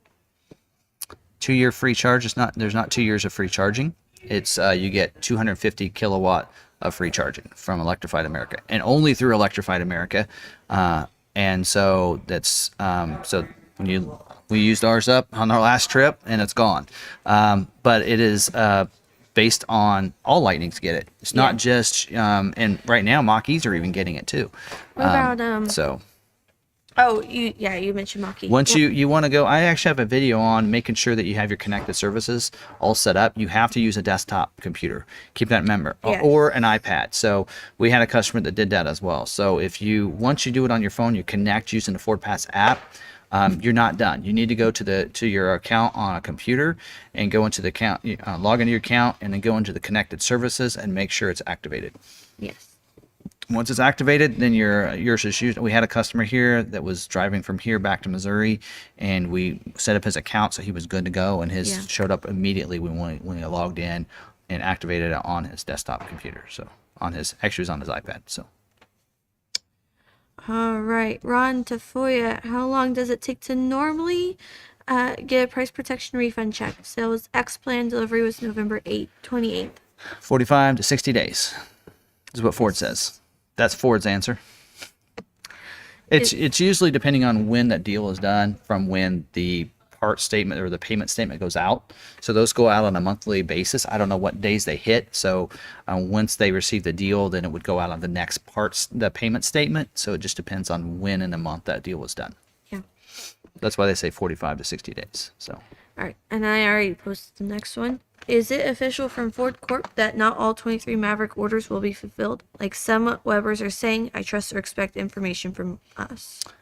I think they've actually said that not all hybrids, currently based on the orders that are submitted, that they won't be able to make all of them unless people change from the hybrid to the EcoBoost. Yeah. So basically what they're saying is they could produce all the orders that are in there, but they can't the way they are built based on the motor. So they have more hybrids when they can build. So yeah, I mean, so Ford corporate really isn't saying that. I mean, they put out that memo. What was that when was that? November, October, and they said that people need to switch from, and that's why they opened it up. And normally they close the motor, so you can't change that. They closed that up. They typically close the trim, so you can't make a change. And they allowed for body code change and trim change so people could switch the motor. And so that, I mean, that was them saying that they can't make them all the way they are. So they have too many hybrid orders. So Yeah. All right. Shane Goodhue says, I'm scheduled for the first week of March. How possible is it to have, if I want to switch trim from XL to XL, I'm fine with delaying my build? Okay, so you can request a change. They don't have to accept it. So usually color changes, sometimes you might get lucky with a certain option that it's not constrained, that kind of thing. But a whole trim change, they scheduled your order because of certain criteria that your order fit. So if you make a change on that, more than likely, if he does accept your change, it's going to push your order back. So we did that with Jolie's order.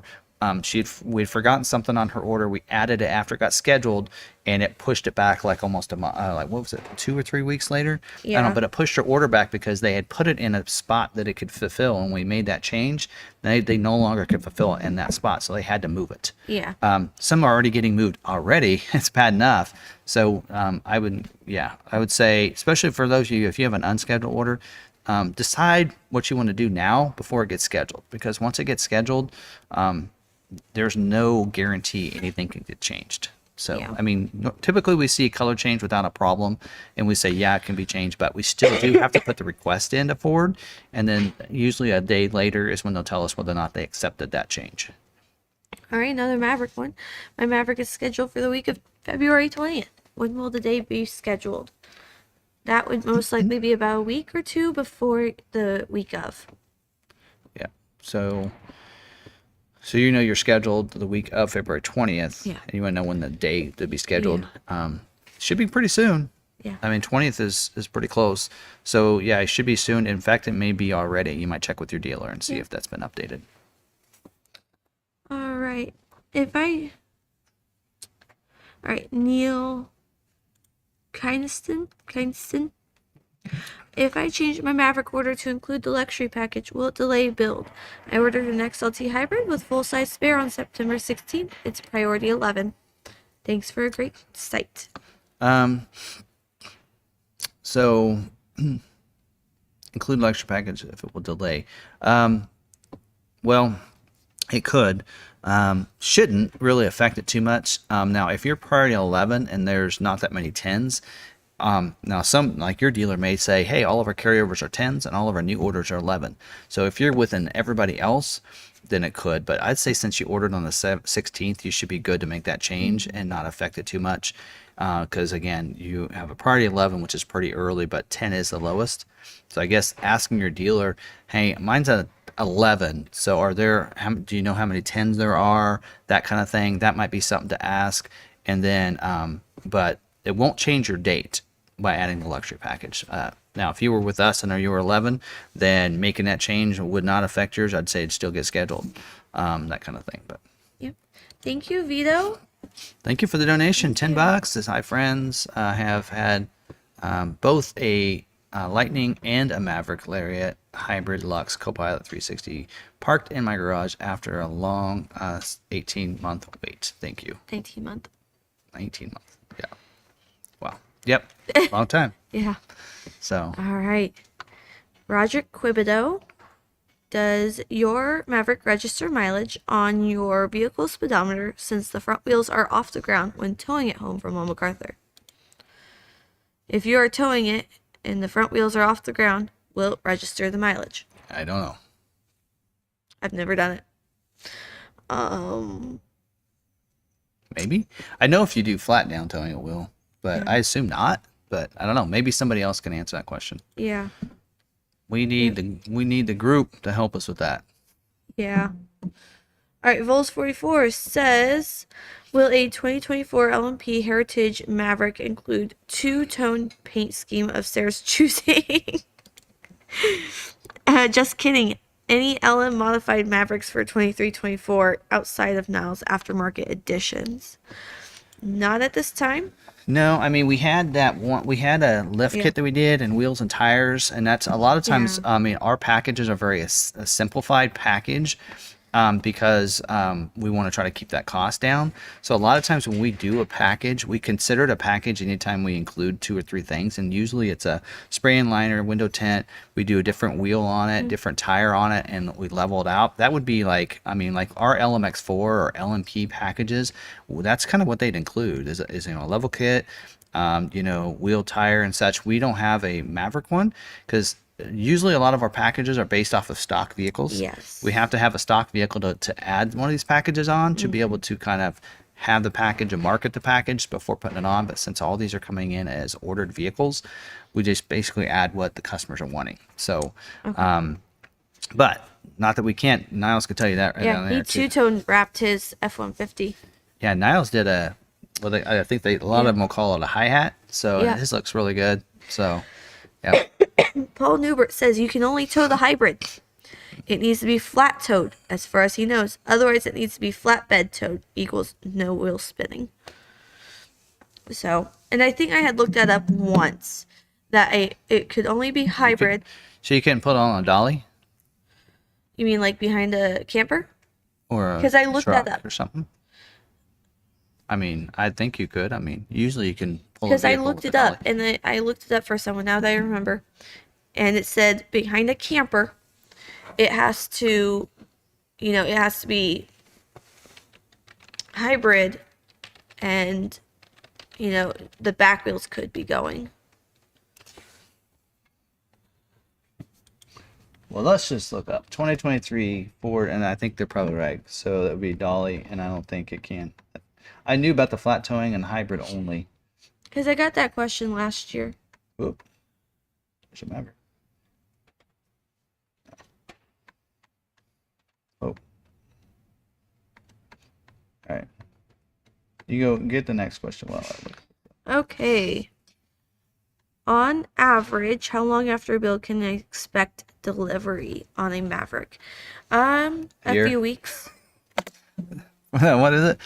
How long after build? Yeah. Oh, you mean it's actually being Yeah, built? a month. It's about 4 weeks. Yeah. Once it actually, and I always say this, once it gets on a rail, 4 weeks. Yes. Once it's built, it's hard to tell. Until it gets on a rail, there's no. I mean, I don't count anything until I see it on a rail. I get a rail car number, then I know it's actually moving. It's coming this way. If it says released, then I don't count my chickens before they're hatched in a sense. So. Yep. All right, I'll keep going while you're looking for that. Maybe I can answer some of these myself. Is it possible to order the manual rear sliding window on Maverick without the Copilot 360? I asked this because I was talking to a guy on the Maverick Reddit page, and he said he did, and it's scheduled. XLT, yes. Yeah. So XLT, yes. On an XL requires to get the sliding rear window does require the Copilot 360. So only on the XL. Yep. All right. Good question though. Should I get the paint protection from the dealer or go elsewhere? And were we talking about the ceramic coating? So we were talking about the ceramic coating, and it depends if your dealer offers it. Not all dealerships have an aftermarket department.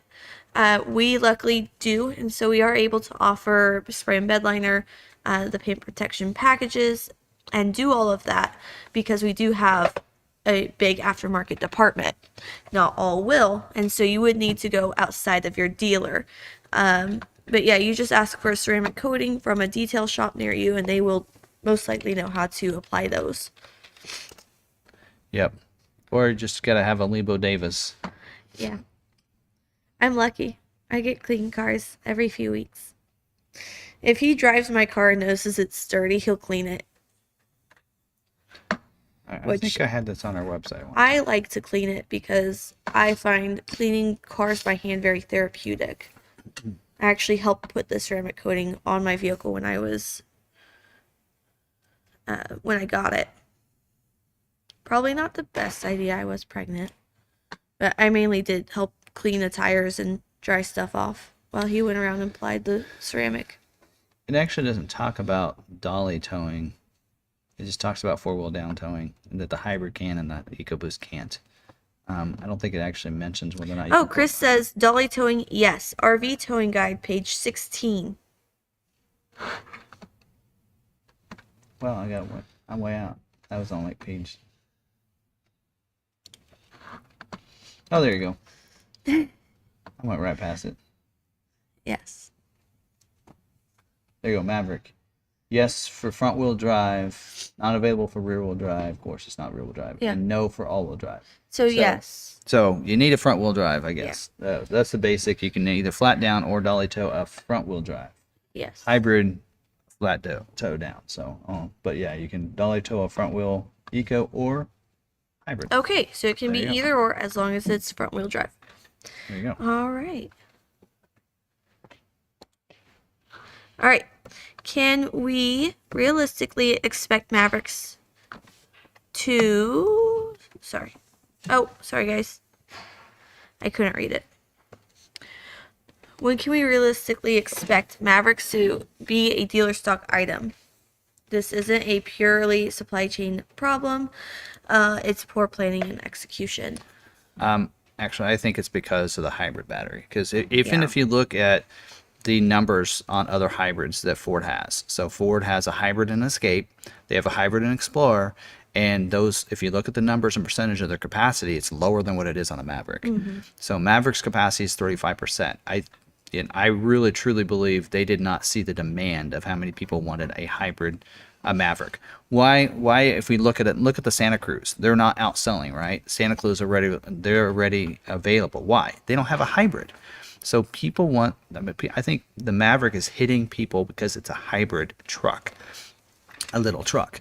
I don't really think it's poor planning and executing. And I'm not, and you guys, well, you guys know that I'll give you my opinion on things. And I don't believe this is 100% poor planning. If they could make more hybrid batteries and powertrains, they would be building more.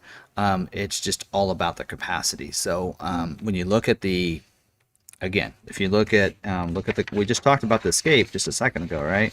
What was the Escape number? Was the hybrid was 8% of their production could be a hybrid out of 100%. That's pretty crazy. And if you look at the Explorer number, 2% is their capacity on Explorer hybrid? That's kind of sad, but 2%, and I think that's because theirs is only available on the Unlimited. I think they need, I think on Explorer they need to make it available on an XLT trim. But anyway, so that's part of it. And on the F-150 they don't actually break it out, but usually it's a little bit readily available. But I think part of that's because of the other motor, the 3.5 that it's paired with. But I'm anyway. right here, and I'll be right back. You where? The second question, or Volts 44, second question. All right. Will the $15.95 destination fee remain unchanged for Mavericks for the remainder of 23 model year? So the destination charge went up. I don't know what it was before, but it went up $100. But again, if you're price protected, then you won't have to worry about that price increase on that. So, and then GS said, how many remaining Bronco orders are there? Total? Well, they don't actually, Ford doesn't give you a total. They just kind of break it down from each of the different models. I'd have to do math. It might take me a little while, but there's still quite a few left. And again, it's really, they can produce about, what was it, 10,000 of these a month, right? And so really, if they had the capacity, they could build all the Wild Tracks in 1 month. And within, well, there's 12,000, 13, 14, 15, 16, 17, you're probably looking 18, probably looking about 30,000, 35,000 total. Yeah, I guess if I look at it this way, automatic versus manual, it actually tells me. So you're about 34,000 about is what they have right now. So anyway, and James said, so if my order is in priority 2, and if I wanted to take advantage of cleat tie down C for free, should I just forego it and have a spray and bed liner with the hybrid rollover Maverick? Yeah, at this point, I would, if I were you, I would not try to highlight that. Did I do that right? Yeah, well, I did it right. Sarah usually does that. So I would, at this point, it's a priority 2. They could change it to a 10, make that change, but then they'd have to contact the head of the region, which right now we don't have Ford reps, so you have to reach out to like the head of the region and to have that move back down. Let's go down. right there. So I just did that one. So Okay. on to that one. All right.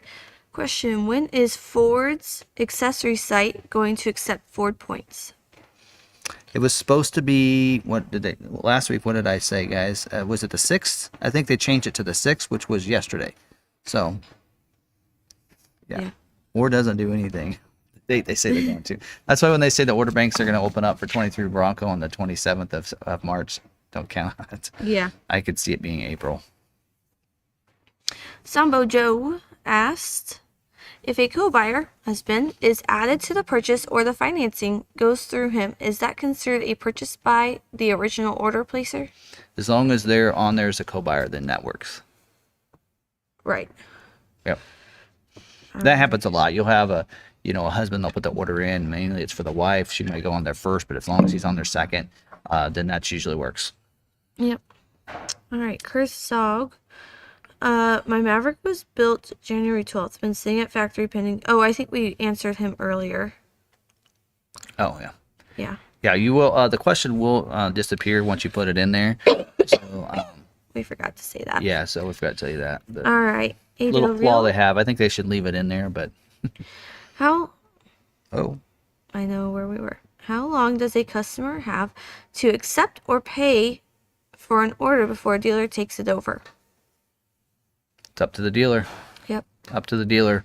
We're pretty flexible. If the person's contacting us, we have one right now, and we don't blame them a bit. The private offer showed for them, and then the vehicle came in, the private offer disappeared. That's happening a lot. So if you have dealerships that are saying it's just disappeared, they're not lying to you. They're being honest, because we're having it happen on a lot of orders. And so he is waiting until that. We have sent all the information to the sales and inventory specialist, and she's passed it on to who she needs to. We're just waiting for that to get completed and back to him so that we can do his deal. And we've been waiting now at least a week, but so it really is up to the dealer. And now, if you definitely make sure when they reach out to you that you're going to take that call and that you respond. I mean, we've had one where it's like, we've called, we've sent texts, we've emailed 2, 3, 4, 5 times. We usually wait a couple days before we say they're not responding or whatever. Hopefully you're communicating with your dealer ahead of time before it comes in, so they know that you're expecting it to come in and you're ready and all that. And so it shouldn't be an issue, but it is up to the dealer. And with these dealers and having CRMs, if they have like call tracking and such, they can actually see that they called you or they sent you a text and everything. So as long as they say, well, we tried, you didn't respond, then they could sell it. I mean, most dealerships won't. I mean, you ordered it. Although right now, if they're skating over MSRP, you can see some crazy stuff happening. All right. Any suggestions on speeding up built Sorry, guys. Any suggestions on speeding up? Have a built XLT, Lux 4, and full-size spare. Dealer has priority 11. XLT, Lux, 4K, and full-size spare. I think you're good. Again, your dealer has to have allocations. So, and depending on how many orders they have, where your order sits. We have some carryovers. We have one that's really upset because there's some new orders being delivered at a customer for some dealers and such. And why hasn't ours? Well, we had 120 carryover orders. That's why. The other dealerships, they didn't take orders last year. They didn't even know the Maverick existed until September. Yeah. We took 165 orders in the first 2 months. So we had a lot of carryover orders. And so, that played one role into it. And so, just like with you, depending on how many orders are ahead of you or whatever, that can make a difference. But I think your build is fine the way it is. I don't think that's why it's not getting scheduled. So, I was reading back because I think Matthew Gaines had said you can't get non-hybrid Maverick. We actually, EcoBoost is the one that you can get the most of. Oh, wait a minute. Did that say? Okay, no. No, they're just talking in here. EcoBoost is actually the most common for us to have on the lot, in quantity. Yes. Hybrids go quickly. EcoBoosts tend to sit for. We had a hybrid become available, and I got a text that, hey, this is going to be available for me to put on the website, and before the next day it was sold. Yeah. And I think we still mark those up about $7,500 over MSRP Yeah. on the hybrids. We have an EcoBoost black appearance package Lariat that we had. We didn't know where that would be priced because of the black appearance package, so we started at 5,000 over. It didn't sell. We're down to 4,000 over, and we know that most of our EcoBoosts sell at 3,000 or less. Yeah. And so not every that kinda dealer shows will you. have them. Yeah. Yeah. So Matthew So- says his no dealers in a 100-mile radius. They right now Sounds like everyone in your area is taking their Maverick. yeah. Because these are all ones that have been backed out on. Yeah. And we've actually, our big issue's been the rates right now. We've had people that can't take it because of what the rates Yeah. are. I mean, Jolie almost couldn't take hers Yeah. because the interest rates are so high. But we are seeing that a little bit more. And when in a dealership that takes more orders and gets more vehicles in, that's more likely to happen. We had that happen last year. We had people just said, I couldn't wait any longer. I had to get a vehicle. And we weren't lying. We didn't put in fake orders or anything like that. People truly just couldn't wait. Yeah. And since it was sometimes a vehicle would schedule and it'd be still 6 months once it's scheduled before it came in because of delays and such last year. And so we saw a lot of that. Now we're not seeing as much because when they get scheduled, they're actually getting built a little bit quicker. And so people are taking them. And lately we've had like 0 hybrids. We've had 1 hybrid not taken. Most of them are EcoBoosts that aren't taken. So Yeah. RagnarCon did say that Monaco Ford and Glastonbury, they have 4 right now. There are 2 are under deposit.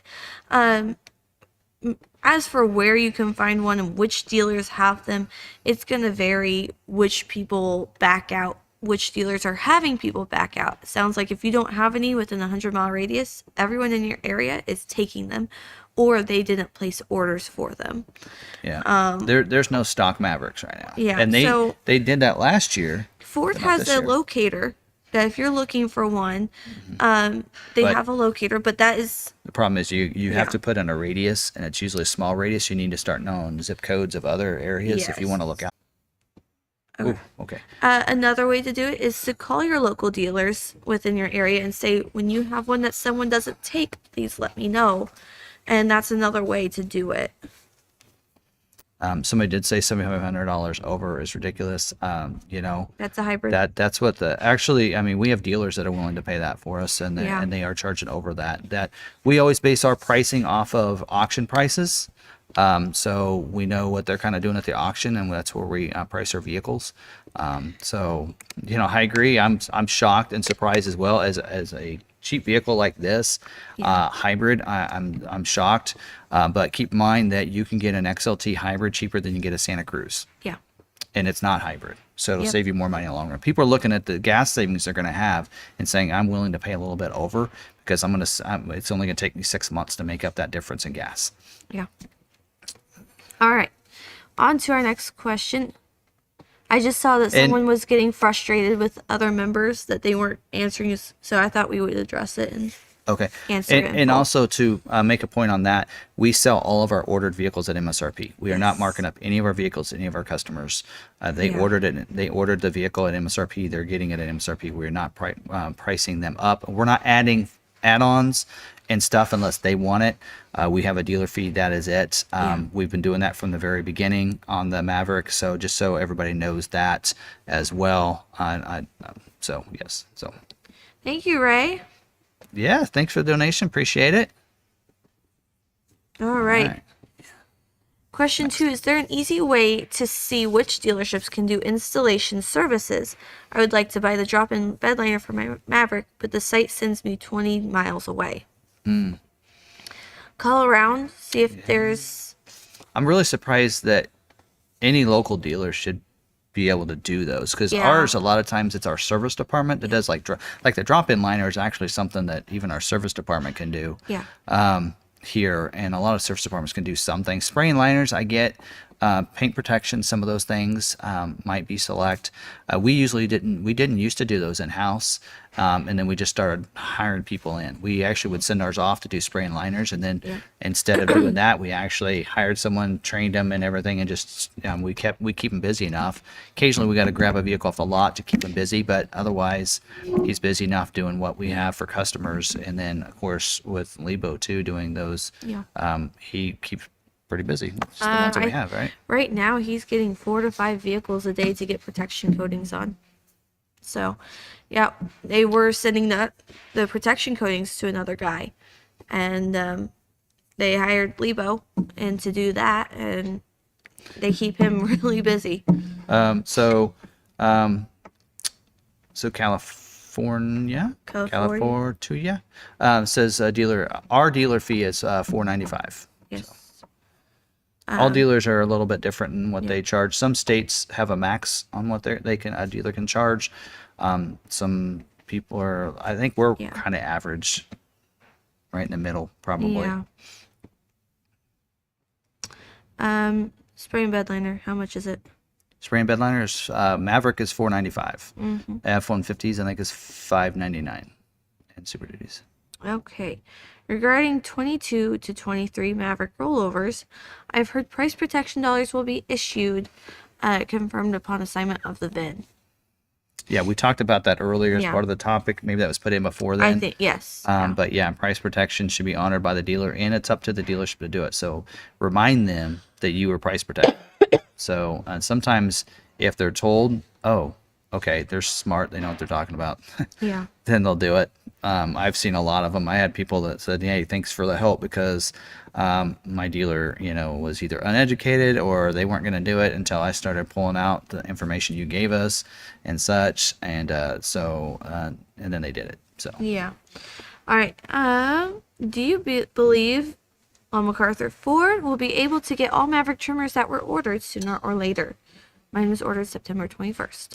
Yes, because they're within capacity on the trimmers. Yeah. So yes, and EcoBoost as well. So if you look at the constraints, I mean, I think 8% was their capacity, and their orders of trimmers was only like 2%. So yeah, I mean, that's actually one of the easier ones to get. So yep, 2% of the orders are trimmer, 8% is their capacity. So yep. All right. Have you received any Super Duties yet? No, they're not actually. They don't have the okay to ship yet. The okay to buy yet. They're sitting right now, from what I understand. I don't think anybody. I think in the Ford call they said that they don't have the okay to buy yet. So I don't know when that is. But they have nobody's had theirs shipped out yet. Okay. My ordered 22 F-150 was built in September. Ford emailed me with a delivery date in October, November, December, January, now the end of February. How much has the truck depreciated already? I don't know. Hopefully you don't sell it right away. Try to trade in right away. But, well, prices have gone, on the used car market has gone down some. So, it could have, but you should still be locked into the 22 price. So yeah, a 22 F-150 that's still not there. Wow. Yeah, we actually have a few of those too. Yeah. We looked up, we always look up what we have coming in for each month. We see how many we have in stock, how many are supposed to be coming in between, retail and stock and such. And we have a couple in there that say they were supposed to be here in December. So. I bet you know where they are sitting at. Yeah. So, we know which parking lot they're sitting in. Yeah, well, we had my wife and I had the same discussion with ours. Our 20, we ordered a 22 Expedition, and at 4-month delay. Well, by the time I got here, we could have ordered a 23. In fact, I almost ordered a 23, and said, well, I'm just gonna order a 23 at this point. And Probably then took a different one. Yeah, and then it came in. About tried to take a different one, that kind of thing. So that is a great point. You might see what's out there on dealer lots for 22s, because right now we have XLT F-150s on our lot for $8,000 off. So you might see, if you're looking at an XLT trim, I don't know what trim. I assume it's probably like a King Ranch Platinum Limited. that's maybe a little different, but we even have our 22s marked down. You might see if there's any 22s available similar to the equipment that you're wanting. You might be able to find one at a dealer lot now. Yeah. We have a lot of XLTs too. So again, just like with this, you know, we might see Mavericks being priced over because of the demand, but F-150, we have some on our lot where our 22s are $8,000 off. So again, we price our vehicles based on the market for each line, and we look at them every week and readjust prices. Yep. All right. Kemet05, previous question about trimmers meant to say my order date was September 19th, not 21st. The 19th was actually the first day you could submit a trimmer order. Yeah. So you're good to go. Then if you ordered a trimmer on the 19th, then you're actually in the front of the line. Ours was submitted on the 22nd as a trimmer. Yeah. Technically it was ordered earlier than that, but it wasn't a trimmer at the time because we couldn't put a trimmer order in and we flipped it. Yeah, and once you flipped it, that changed the date. Yes, because it's a body code will change the date. So we're at the back of the line, but we're okay with that. Well, you might be getting something else. Oh yeah. We'll have to document that if you decide. That's a member only conversation. Yeah. All right, Neil Shirts. Hello, what is the deal with 23 Super Duties not shipping yet? And we just answered that. I don't think they have the okay to buy yet. Yeah. I have I'm curious. They haven't actually. There is a spot where they actually give us a lot of information on Ford's site, but they haven't updated that since December, and it's usually for fleet companies so they can tell what's going on. And they give dates, and typically you can kind of gauge by that on what's going on in the market. And let me see if they have an updated one. But a couple of weeks ago, yeah, it's still the most recent one is still 12/23 of 22. So we don't have the date on when they're okay to buy, unless I don't think we have it. So anyway, all right. It takes a lot to pull that report out. So I have Outer Banks Bronco on order. How many are left and scheduled? Which I think we went over that. Actually, I just talked about it while you were gone. So I think we've answered that one. Yeah, 6,000, 5,900 to be exact. But they aren't going to be scheduling any of those this week. So, now, if you have, of course, you might have Sasquatch and such that could affect it. But Lux package, our top. All right, August ordered 23 F-150 XLT 5.0 FX4 black appearance package with Copilot Assist 2.0 is within the build percentage and will be built this year. One of the problems that you have right now is that Copilot 360 Assist 2.0, I think, is having issues with some things. I think it's asking you to remove that, I think. Wait, that wasn't one of my removal things, was it, for my video? But the black appearance package is probably the big thing there. Because on the F-150, I'm glad I have this here in front of me. F-150, the black appearance package is, what was that, XLT? Yeah, XLT is they're within their capacity, but their capacity is only 5%. So it will take longer to get those black appearance package scheduled. So just to kind of make you aware of that. So, but I can't remember on the Copilot 360. I know there was an issue in 22, but it may not be in 23. I can't remember. Yeah. There's so many of these that it's hard to keep up on all of them. Yeah. All right, now that you're on the forums, which crowds are out here? Bronco, Maverick, or F-150 Lightning? Do what? These is a question for me. Now that I'm on the forums, which crowds are out here? We're out here. I'd have to say Bronco. Well, they're mad because they can't get their vehicles. Although Maverick people should be just doing that too. But well, and I wasn't even taking into that account. They're just, let's jump this. Let's go off road here. Let's do that. They're really rowdy. Yeah. F1 or Mavericks, they're like, look at my pretty truck. Look what I've done. I can still do truck stuff. Look what graphics I have. You know, that sort of, look what I'm towing. That sort of thing. And then, you know, what else did you say? Lightning? Yeah, that one's pretty quieter. So she's probably on those forums more than I am. Yeah. Since I put it on make it your job requirement. I try.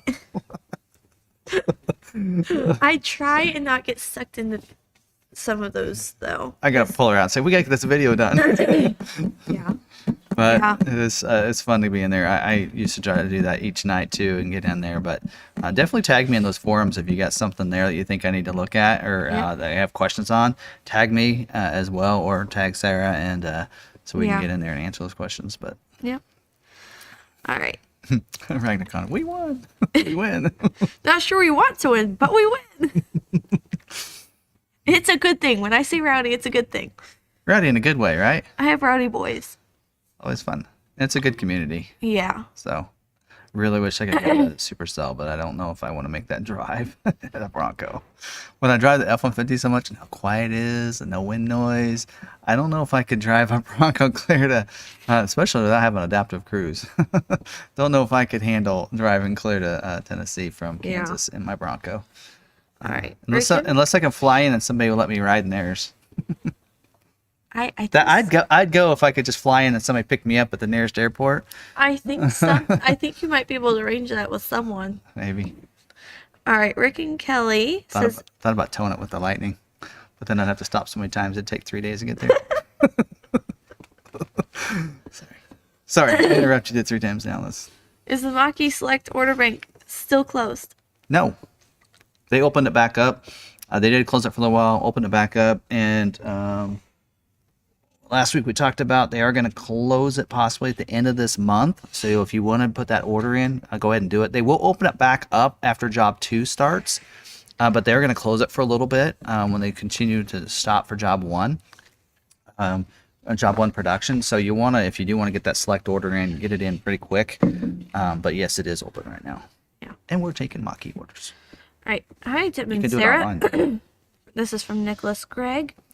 Hi, Tim and Sarah. I was here last week asking about 23 Expedition custom order. I ordered a 23 limited regular length 301 with the heavy duty trailer package. Any news from Ford about scheduling? Yes. Here, let's go here. Expedition. They were doing. It says dressing period. Okay, so we did kind of go over that. So,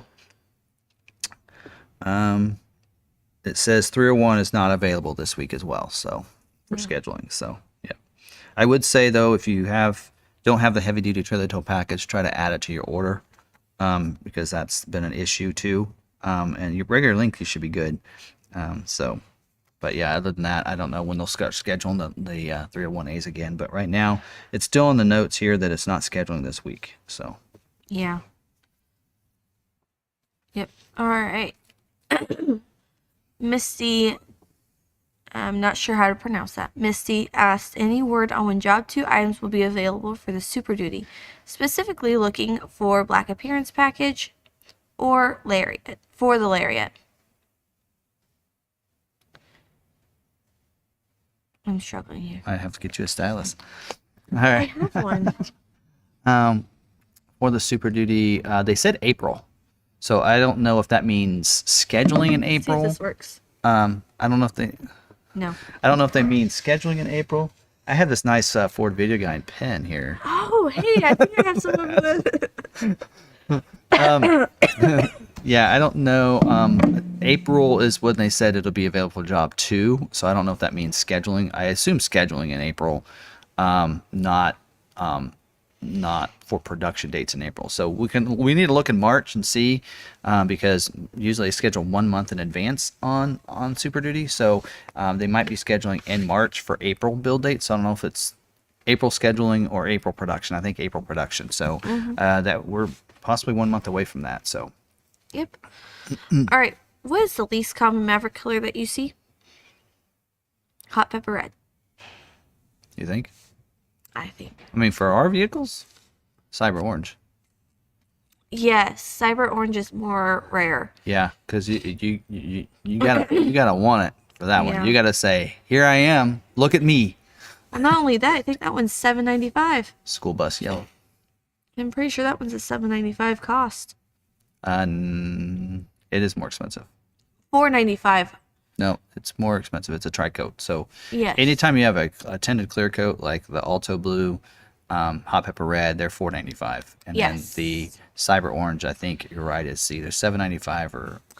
It's $7.95 because I was checking on that thing that I was doing for Lebo earlier. What we're looking into. Yep. All right. Hi, Tim. Looks like I'm going to miss this year by 1 day.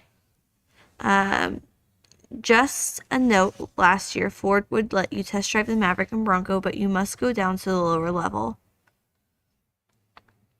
Oh. Are you going to be in Chicago, Ray? I think that's what he's saying. That or New York. Or without you test drive Maverick and Bronco, just down to the lower level. Yeah. Okay. Yeah. So we actually we'll see. I think probably we'll try to hit some of those presentations for some of the other manufacturers, just because I'm curious. Yeah. But I do want to do some test driving, especially if not Ford vehicles, because I can drive my own Lightning and we can drive our own Mavericks. Yeah. And I can drive my own Bronco. I don't need to ride in any of those. I got a Mach-E on the lot for them that I could drive any of those. But so I probably won't drive a Ford vehicle. But I do want to look at some of the other EVs and see what they're like and that kind of thing. And drive some other vehicles just out of curiosity. So Yeah. we'll probably do some test driving, but yeah, they if you are going to Chicago Auto Show, I do know they do. In fact, about all the auto shows anymore are doing test drives. Yeah. For people. So if you want to, I mean, that's a great use of your time there. Yeah. So, but maybe the morning, Yeah. Friday morning, we might do test drives, that kind of thing. I wouldn't mind that. We got to ride in that, The VW? but it was short. Yeah. And I'm hoping with media days they'll let us take longer test drives, or Possibly. they'll take us on longer test drives, Possibly. or let us drive. We'll see. All right, Coastal Living NC5. Hey guys, I want to put the Maverick Lariat wheels on my XL Hybrid. Will this throw off the miles per gallon or on the gauge cluster? Probably. You'll have to make sure you do a speedometer recalibration with your dealer, and they'll usually do that for you. Lariat wheels are bigger than the XL wheels, so they will affect it some. So. All right, DEFCON says, because hybrid hasn't been listed as a constraint for a few weeks, is that a sign there will be more hybrids pulled? No, it's still 35% is it's technically, it's always going to be a constraint. So it's being produced at a capacity of 35%. So. Okay, we answered that one already. Because hybrid hasn't been listed as a, wait. You just read that. I just read that one. I think it got put in multiple times. RagnarCon says, parents' old Freestar is dying. They're looking at an Explorer Bronco. Does Explorer have any offers? Are your Bronco pre-orders full? You know what? I keep forgetting to check and see how many pre-orders we have. Yes. We're probably getting pretty close on pre-orders. You can always email me, and I can certainly go over that But with on you. Explorer, we actually have available allocations right Yeah. now that they're going to need to schedule our stocks because we don't have retails in there. So definitely on Explorer, we would be able to get that even scheduled pretty quick. We had somebody that actually put in an Explorer order and that next Thursday, or like we put it in on Monday and got scheduled on Thursday. So because again, we don't have retail orders, we have stock. And so as long as we have allocations, so Explorer, we have 6 allocations for this month. And we can actually look here. I'm going to read the next question while I get it up. Let's look. So if I go to 23 orders that are unscheduled, and then actually we do have 5 unscheduled retail orders. So yeah, so we have room for 1. Yep. So if you ordered right now, we could probably fit that in within the constraints that the Explorer has. Yeah. So which there aren't any really. So as long as it's not a hybrid, you probably can get scheduled pretty quick. So especially if it's an XLT, that should be easy. Right. On the Maverick, how much is clear coat and window tint? Window tint, I'm not sure. 150. Okay, he's got clear coat. It depends on which one you want. The Pro Pack is going to be, I think, 500. And then the ceramic coating is 14 for just the metal part of the vehicle. Windows is another 250, and wheels are another 250. So Yep. yep. All right. How many Bronco Badland retail orders are left to build. Bronco Badlands? Mm-hmm. I'm going to get me in trouble. I think it was 7,000.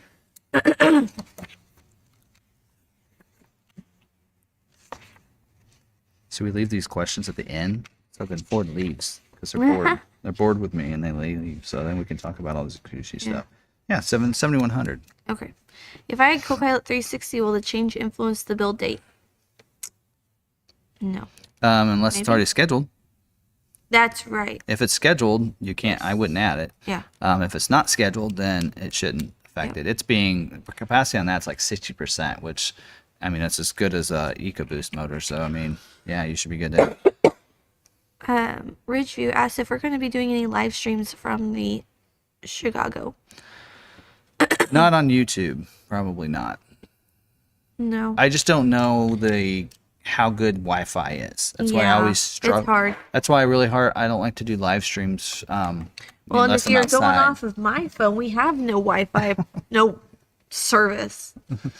My phone keeps cutting in and out of service. Like one moment I'll have 5G, the next moment I have no service and I have to rely on Wi-Fi. I went and got a new SIM card. It's still not fixed. I'll just have to just connect to mine. I'm about to toss it across the room. Okay. GS, my Bronco order priority changed from a 10 in September to a 12 on Saturday after amending my order to include a modular bumper. Your dealer made that. Yes. So the dealer can change the priority. So let me read that again. My Bronco order priority changed from a 10 in September to a 12 on Saturday after amending my order to include it. Yeah. I was going to move back to 10. Say, why was it moved back as a 12? Could you move it back to 10? Yeah, I would. I mean, especially if you have a picture of your sheet that says 10. Hey, here's my 10. You know, I had a 10. Why am I now a 12? So I would definitely ask them about that. Get an iPhone. No, thanks. I'm sorry. Okay. You want an iPhone, Sarah? No. I will never get an iPhone. This is the first time it's happened. I've never had a problem with a single one of my Galaxies. I love my Galaxies. Yeah. It's probably just something I need to send the phone in or something, and I can't right now. I'm going to say right now, if you have any questions that we have missed or have any more questions, drop them into that box or start doing at Sarah Davis or at McArthur so we can see them. That way we're not just sitting here with lag waiting. Sarah with an H, by the way. I saw somebody put it without an H. Sarah with an H. It makes sense. Just like in the Bible. Okay. Here we go. Do you think Ford will make the same offer to Maverick Hybrid orders to switch to an EcoBoost for a cash incentive like the Bronco? I think they might. I mean, Maybe. I think maybe job 2, they'll look and see what they have, and they might do that. So actually, RagnarCon, everyone in our family uses Android. Well, yeah, the direct family. Once you get to the aunts and uncles, they're a little weird, so they have iPhone. Yeah, and they love to like our comments, so we get an extra text. If you don't know that, if you have an iPhone and you have someone that is in a text group with you, iPhone apparently can like or heart or thumbs up the text messages that they're getting. Android does not have that. And so we get a text, another text every single time someone likes it. Everyone else on my mom's side has an iPhone, and we're in a big group. I'm curious, if somebody hearts something on an iPhone, what happens? Do they get a notification alert as well? I'm curious. Because I'm getting like 20 messages for one text message. It'd be nice to share if iPhone could just share. Oh, Tesla can't either. So again, Tesla and iPhone, they always want to be their own thing. Their own thing. That's all right. Apple makes good phones. It's just not for me. Coming soon to a Thanksgiving table conversation near you. I think he keeps our chat a little bit more lively. It was lively, All right. Do you think Ford? All right. Do you know how long builds are for the Bronco? Mine is scheduled for March 27th. How long? Mm-hmm. How long it takes? How long it takes? It technically only takes 2 days. Usually they paint it one day and I think they assemble it the next day. But if it needs like aftermarket accessories, then that goes off site typically. I know on the Maverick, if you need a spray liner, bed cover, and all that kind of stuff, it goes off site to another place and it sits there until they have time to put it on. That's the reason for the capacity on some of those things. And that's why you want to take those things off. Same way on a Bronco, I'd assume that, hard. I mean, I'm assuming like the tops are put on later, or maybe they're put on before. I don't know, but they probably are put on the assembly line.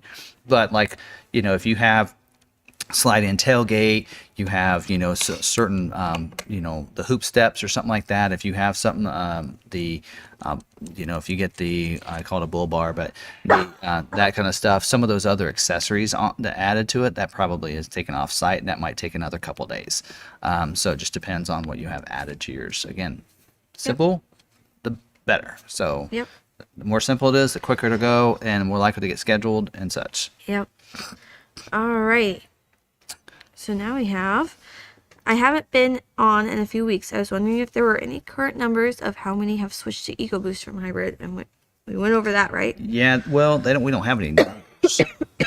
They don't tell us any number. Well, let's look. Sorry, guys. While you're looking, 23 Bronco order banks are supposed to open on March 27th, but that's an expected date. That's an expected date. We know how that went with Maverick. So that's not a solid date yet. All right, Maverick. I will approve it when it happens. Yeah, we'll see. So they're still not giving us a number, but we know that actually it does say there's 66,000 orders in the order bank currently unscheduled for Maverick. 73% of those are hybrid, so people are not switching. Not many. So it's still a pretty good percentage there that are still hybrid, and capacity hasn't changed. It's 35%. So all right, had a canceled 22 hybrid Maverick that was switched to a 23 by Ford. My private offer is not showing up. So we had addressed that earlier, but we are seeing that happen. Who do they need to contact? So your dealer needs to contact the sales and inventory specialists for their dealer. Every region is a little different. Our sales and inventory specialist is in charge of 4 regions, and there's like 21 or 22 regions in the country. So, there's probably 5 inventory and sales specialists that can cover the entire United States of all the dealers, of 4,000 dealers or whatever it is now. Yes. So, and they are very aware that there's a problem with that. I mentioned that. I says, hey, do you think I should reach out to the head of the region? Do you think I should email them? And general manager's like, they're aware.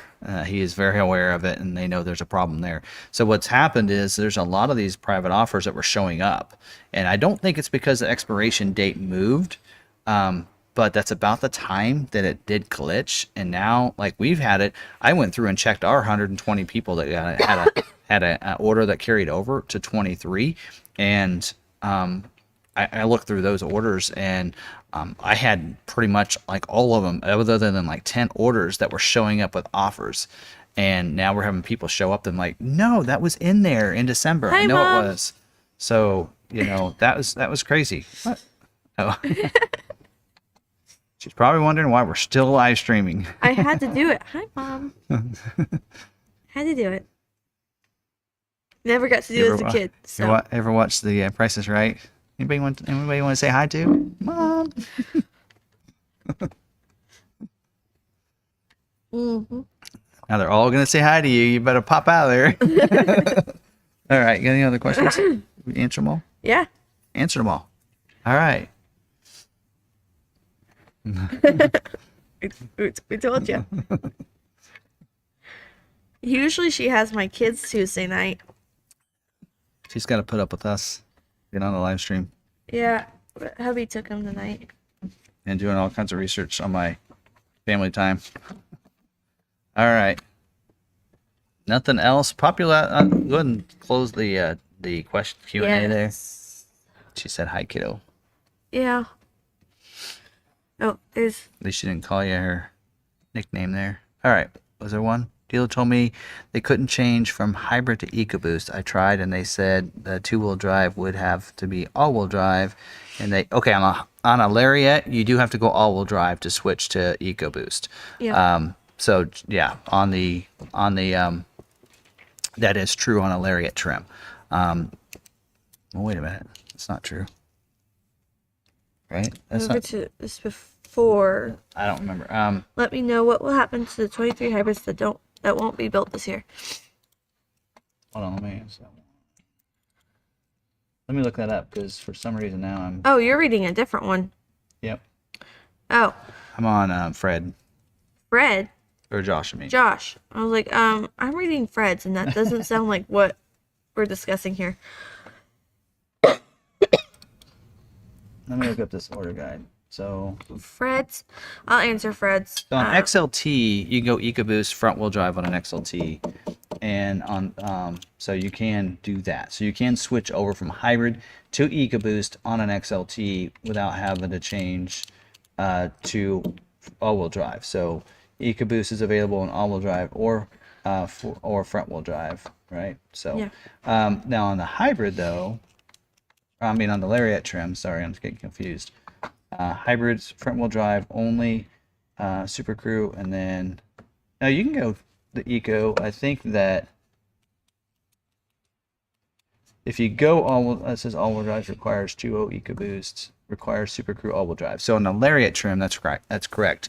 So if you do have a Lariat trim, you're required to go all-wheel drive if you go to the EcoBoost. So that's just a body code change. All they got to do is first, instead of going hybrid and switching the hybrid to EcoBoost, they would, if you have a Lariat trim, they just change the body code to all-wheel drive, and then it's automatically going to flick you over to an EcoBoost motor. So that's how they want to make that change. What was the question you had? Mine. I gotta go find it now. I'm sure you have went over this before, but could you please let me know what will happen to the 23 hybrids that won't be built this year? What'll happen is dealer will have to put a new order in you for 24. So they won't roll over like Bronco does.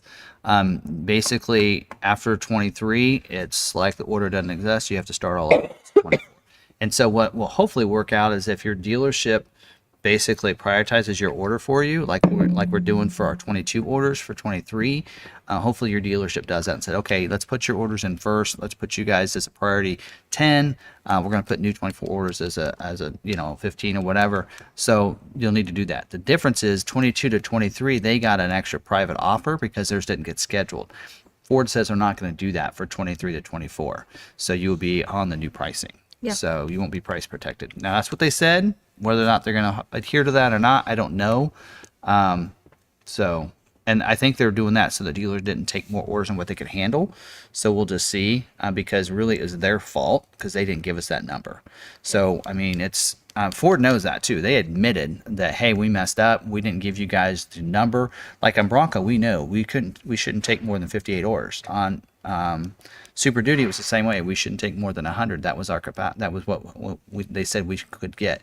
Maverick, they didn't tell us that. So, and so they know that. So they might do private offers, but right now they're saying they won't for anybody that doesn't get scheduled. So, anyway, but that would be the process is that you'd put it just like for this year, we actually had to put all the 23 orders that didn't get scheduled. We had to put them in as new orders for 23. They didn't carry over for us. They didn't put them in there for us. We had to submit new orders for those customers. We just made sure we prioritized them, and that's what we would do next year as well if that happened. So, Yep. do we have any others? All right. Yep. From Archie. Yeah. Yep. Hello, Tim. Have a Ford dealer that wants to sell someone's Maverick pre-order and wants 15 down. Does that sound legit? They probably want to make sure you're serious about buying it. Yeah. Usually when people want money down, they want to But make that's sure a you're serious. pre-order. A Maverick pre-order. Oh, okay, well, That's a little bit weird. doing a pre-order this early and then wanting money down is kind of crazy. Yeah, it's like, why can't you just make your own pre-order? You might say, can you just put me in line, and then when they come in, I'd be willing to put money down for an order, that kind of thing. Yeah. But on a pre-order, this is a little early to be taking deposits, Yeah. in my opinion. All right. I mean, we actually required deposits on Super Duties because we were limited to 100. So we wanted to know the serious buyers that needed to put one in. Yeah. So that kind of thing. Yep. Well, William, have a good night. Congrats on your scheduling for your Lightning. I don't think we've received any XLTs yet, so I can't wait till we see some of those. Yep. You don't have any more questions? Yeah, that Josh said he did have a Larry order. So yeah, you would want to put in for you would want to have him switch to all-wheel drive, and then it'll automatically kick it to EcoBoost. Yes, love watching Telly. He was asking about buying someone else's pre-order, but there isn't really an official Ford pre-order. I don't know. No, if it was an order, that would be one thing. They're in the order banks. I mean, why can't he just place another pre-order?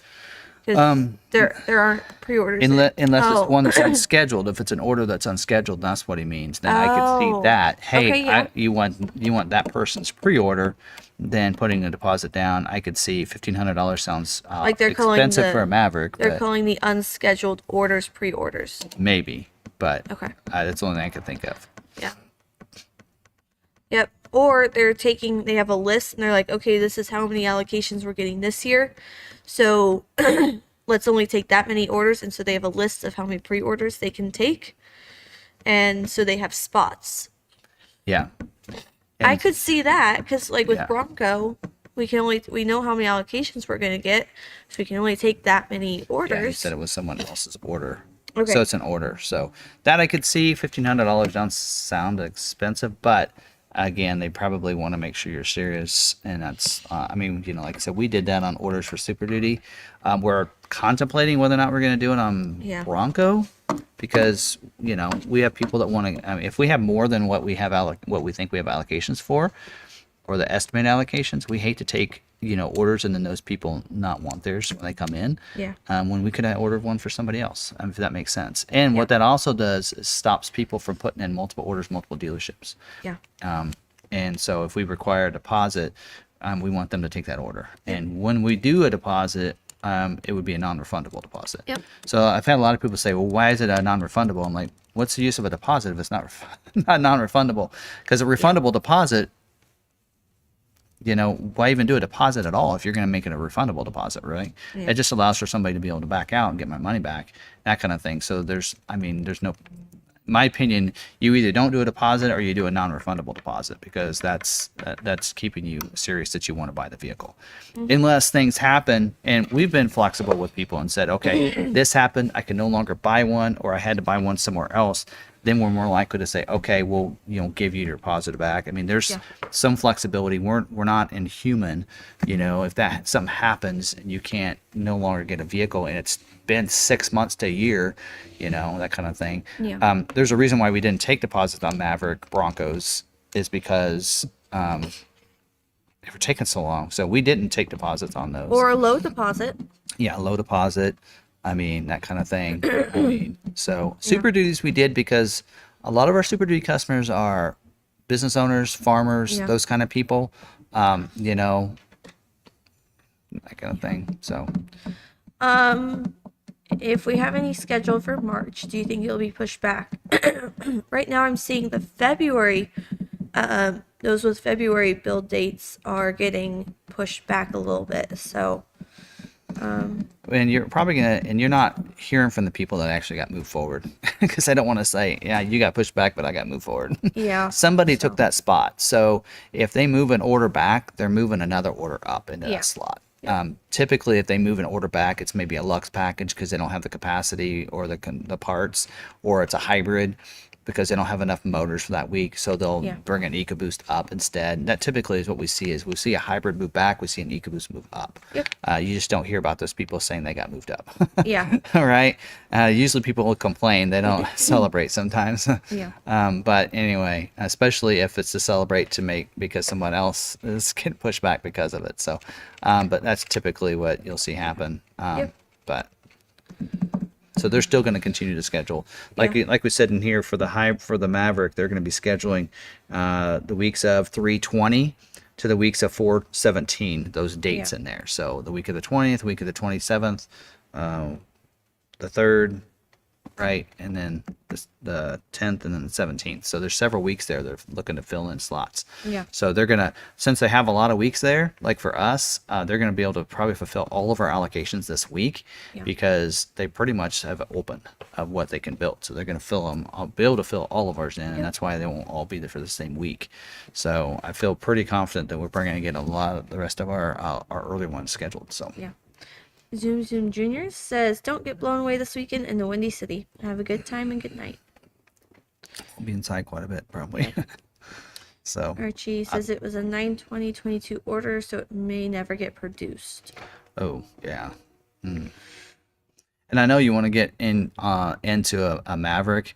You might be better off just Archie was waiting to see if one becomes available. Yeah, He's the one that was putting the deposit down for an order. that's right. Yeah. Which I think is kind of weird. I mean, it's somebody else's order.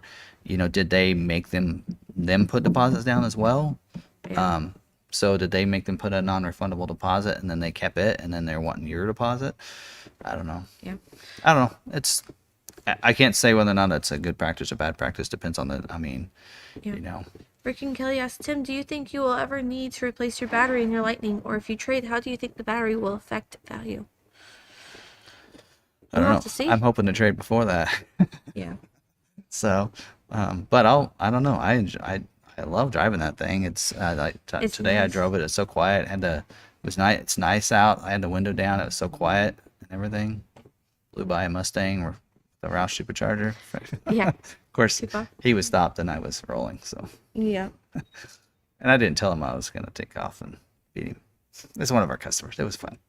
All right. Okay. Anyway, I think that's it. We need We're to at get to 9:30. bed. I need to, yeah, because We got to get up and get on head that way. So if you I still have to pack. don't forget, if you're especially if you're we're gonna do some different posts. So be checking out our short. We're gonna do some shorts and some different posts. So check out that community tab. Make sure that you have the notification turned on with us for this week. And don't forget, for our members, we're gonna do some special member posts as well. I did get the Maverick EcoBoost versus trimmer. What do they look like side by side? Short up during the live stream, so it's up there now. Oh, So okay. go give it some love. Check it out. But Queen of the Shorts will be posting all the shorts. Yep, she's doing a good job with that. So I do TikToks. yeah, so so she had TikToks. I started doing TikToks. I'm like, you know what?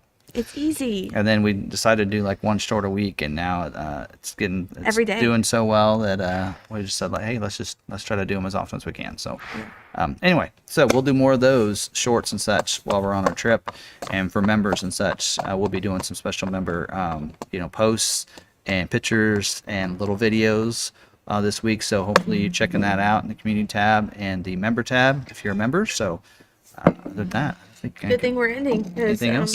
Everybody's leaving. Yep. Well, and I've run out of water. Oh. We're So still down to 180 people. All right. Well, thank you guys for lasting this long with us, 2.5 hours. If you did it the whole time, then, like Johnny's Car Cam Review says, put finisher in there if you watch the entire time. Yeah. That'd be really cool. Anyway, other than that, don't forget to smash that like button on the way out. I'd really appreciate it.